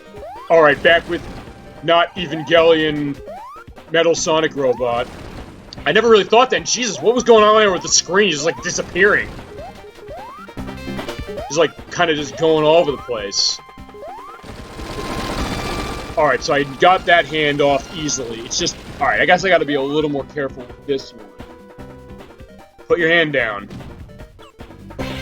Okay, that's the other thing about that, is like, I think I need to either run into him with Knuckles in my hands, or jump onto him, because if I throw on the ground, I won't get enough distance. Come on, drop your arm! Or I can just run down. Crash Bandicoot game suggestions for boss quotes. Yeah. Mainly, most of my experience would be with 1 and 3. Or 3, as far as the quoting is concerned. But yeah, definitely so. Whoa! A fitting for a, I guess an end boss, as far as something like this. Alright, come on, come on. Put your arm out. Yeah, I'm doing a lot better now, because I haven't lost rings. I just literally just hurting him with my, you know, like, my turbo feet as I just jump onto... Ah, crap. Just give me 1 ring, or 2. I think 1 more hit and I got him. Or I got him as far as the hand, the second hand thing. Alright, there we go. Now, as I was gonna say before, I was gonna say you can stay on the ground and be safe from this laser, but apparently not.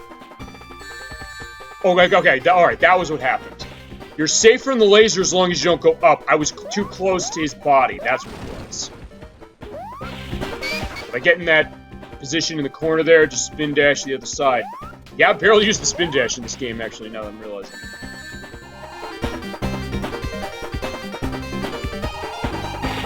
Just missed getting that ring back. Alright, we're finishing this game now. Oh, no, no, no! No, no, no! Yeah, that's unfortunately the problem with the... I guess even with just taking 1 ring... Oh, shit! It went to the wall! No!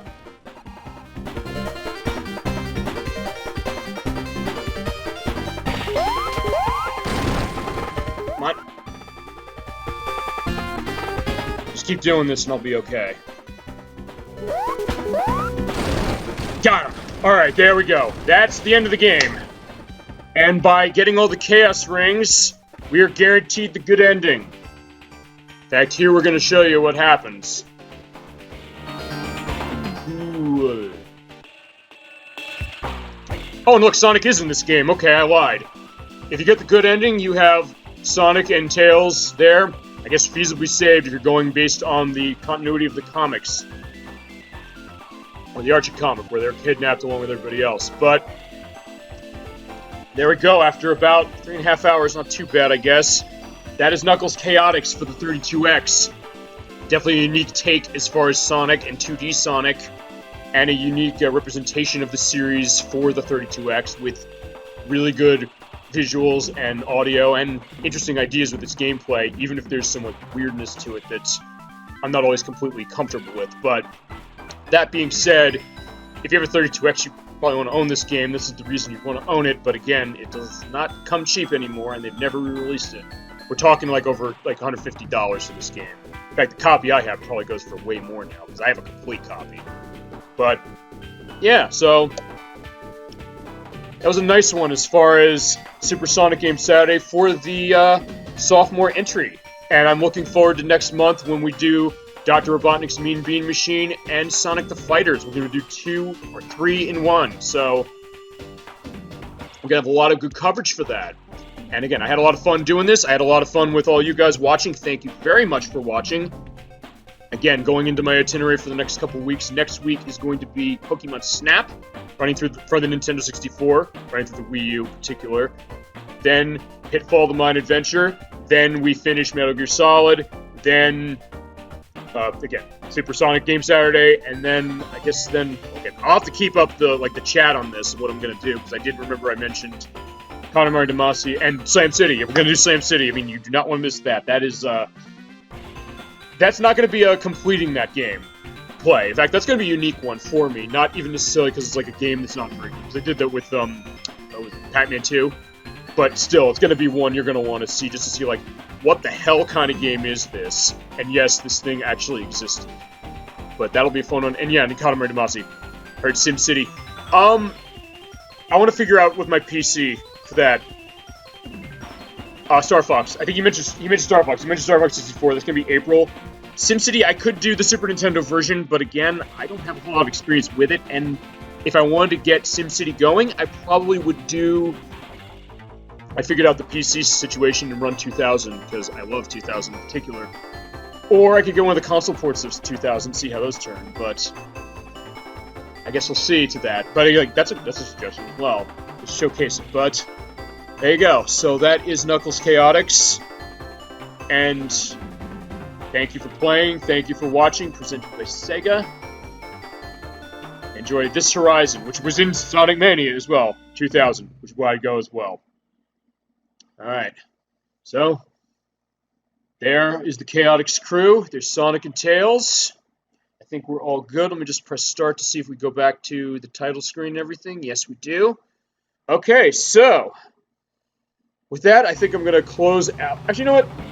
We'll make it an even 3.5 minutes. Or 3.5 hours. I lied. We're doing one training mode. We're doing Isolated 1. Isolated Island Act 1. Knuckles. Or same team I'm going through. We're just going through this. This will not take very long. And then we'll make it an even 3.5. Because I'm always one about believing in giving you value for your... I'd say for your money, but you're not paying for this. Technically, I'm paying to entertain you as far as, like, the games I have. Although I didn't buy this for the purpose of this. But... Again, I appreciate all those suggestions, and it's given me a lot of material to work for and work through, and reasons to, you know, pick up other stuff and show them off.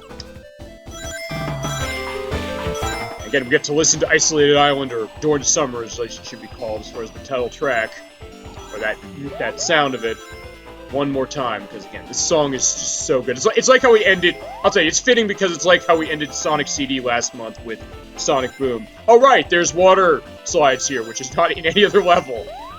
Okay, so I guess there is something unique. But yeah, we're carrying Knuckles all the way through this level. Run, run, run.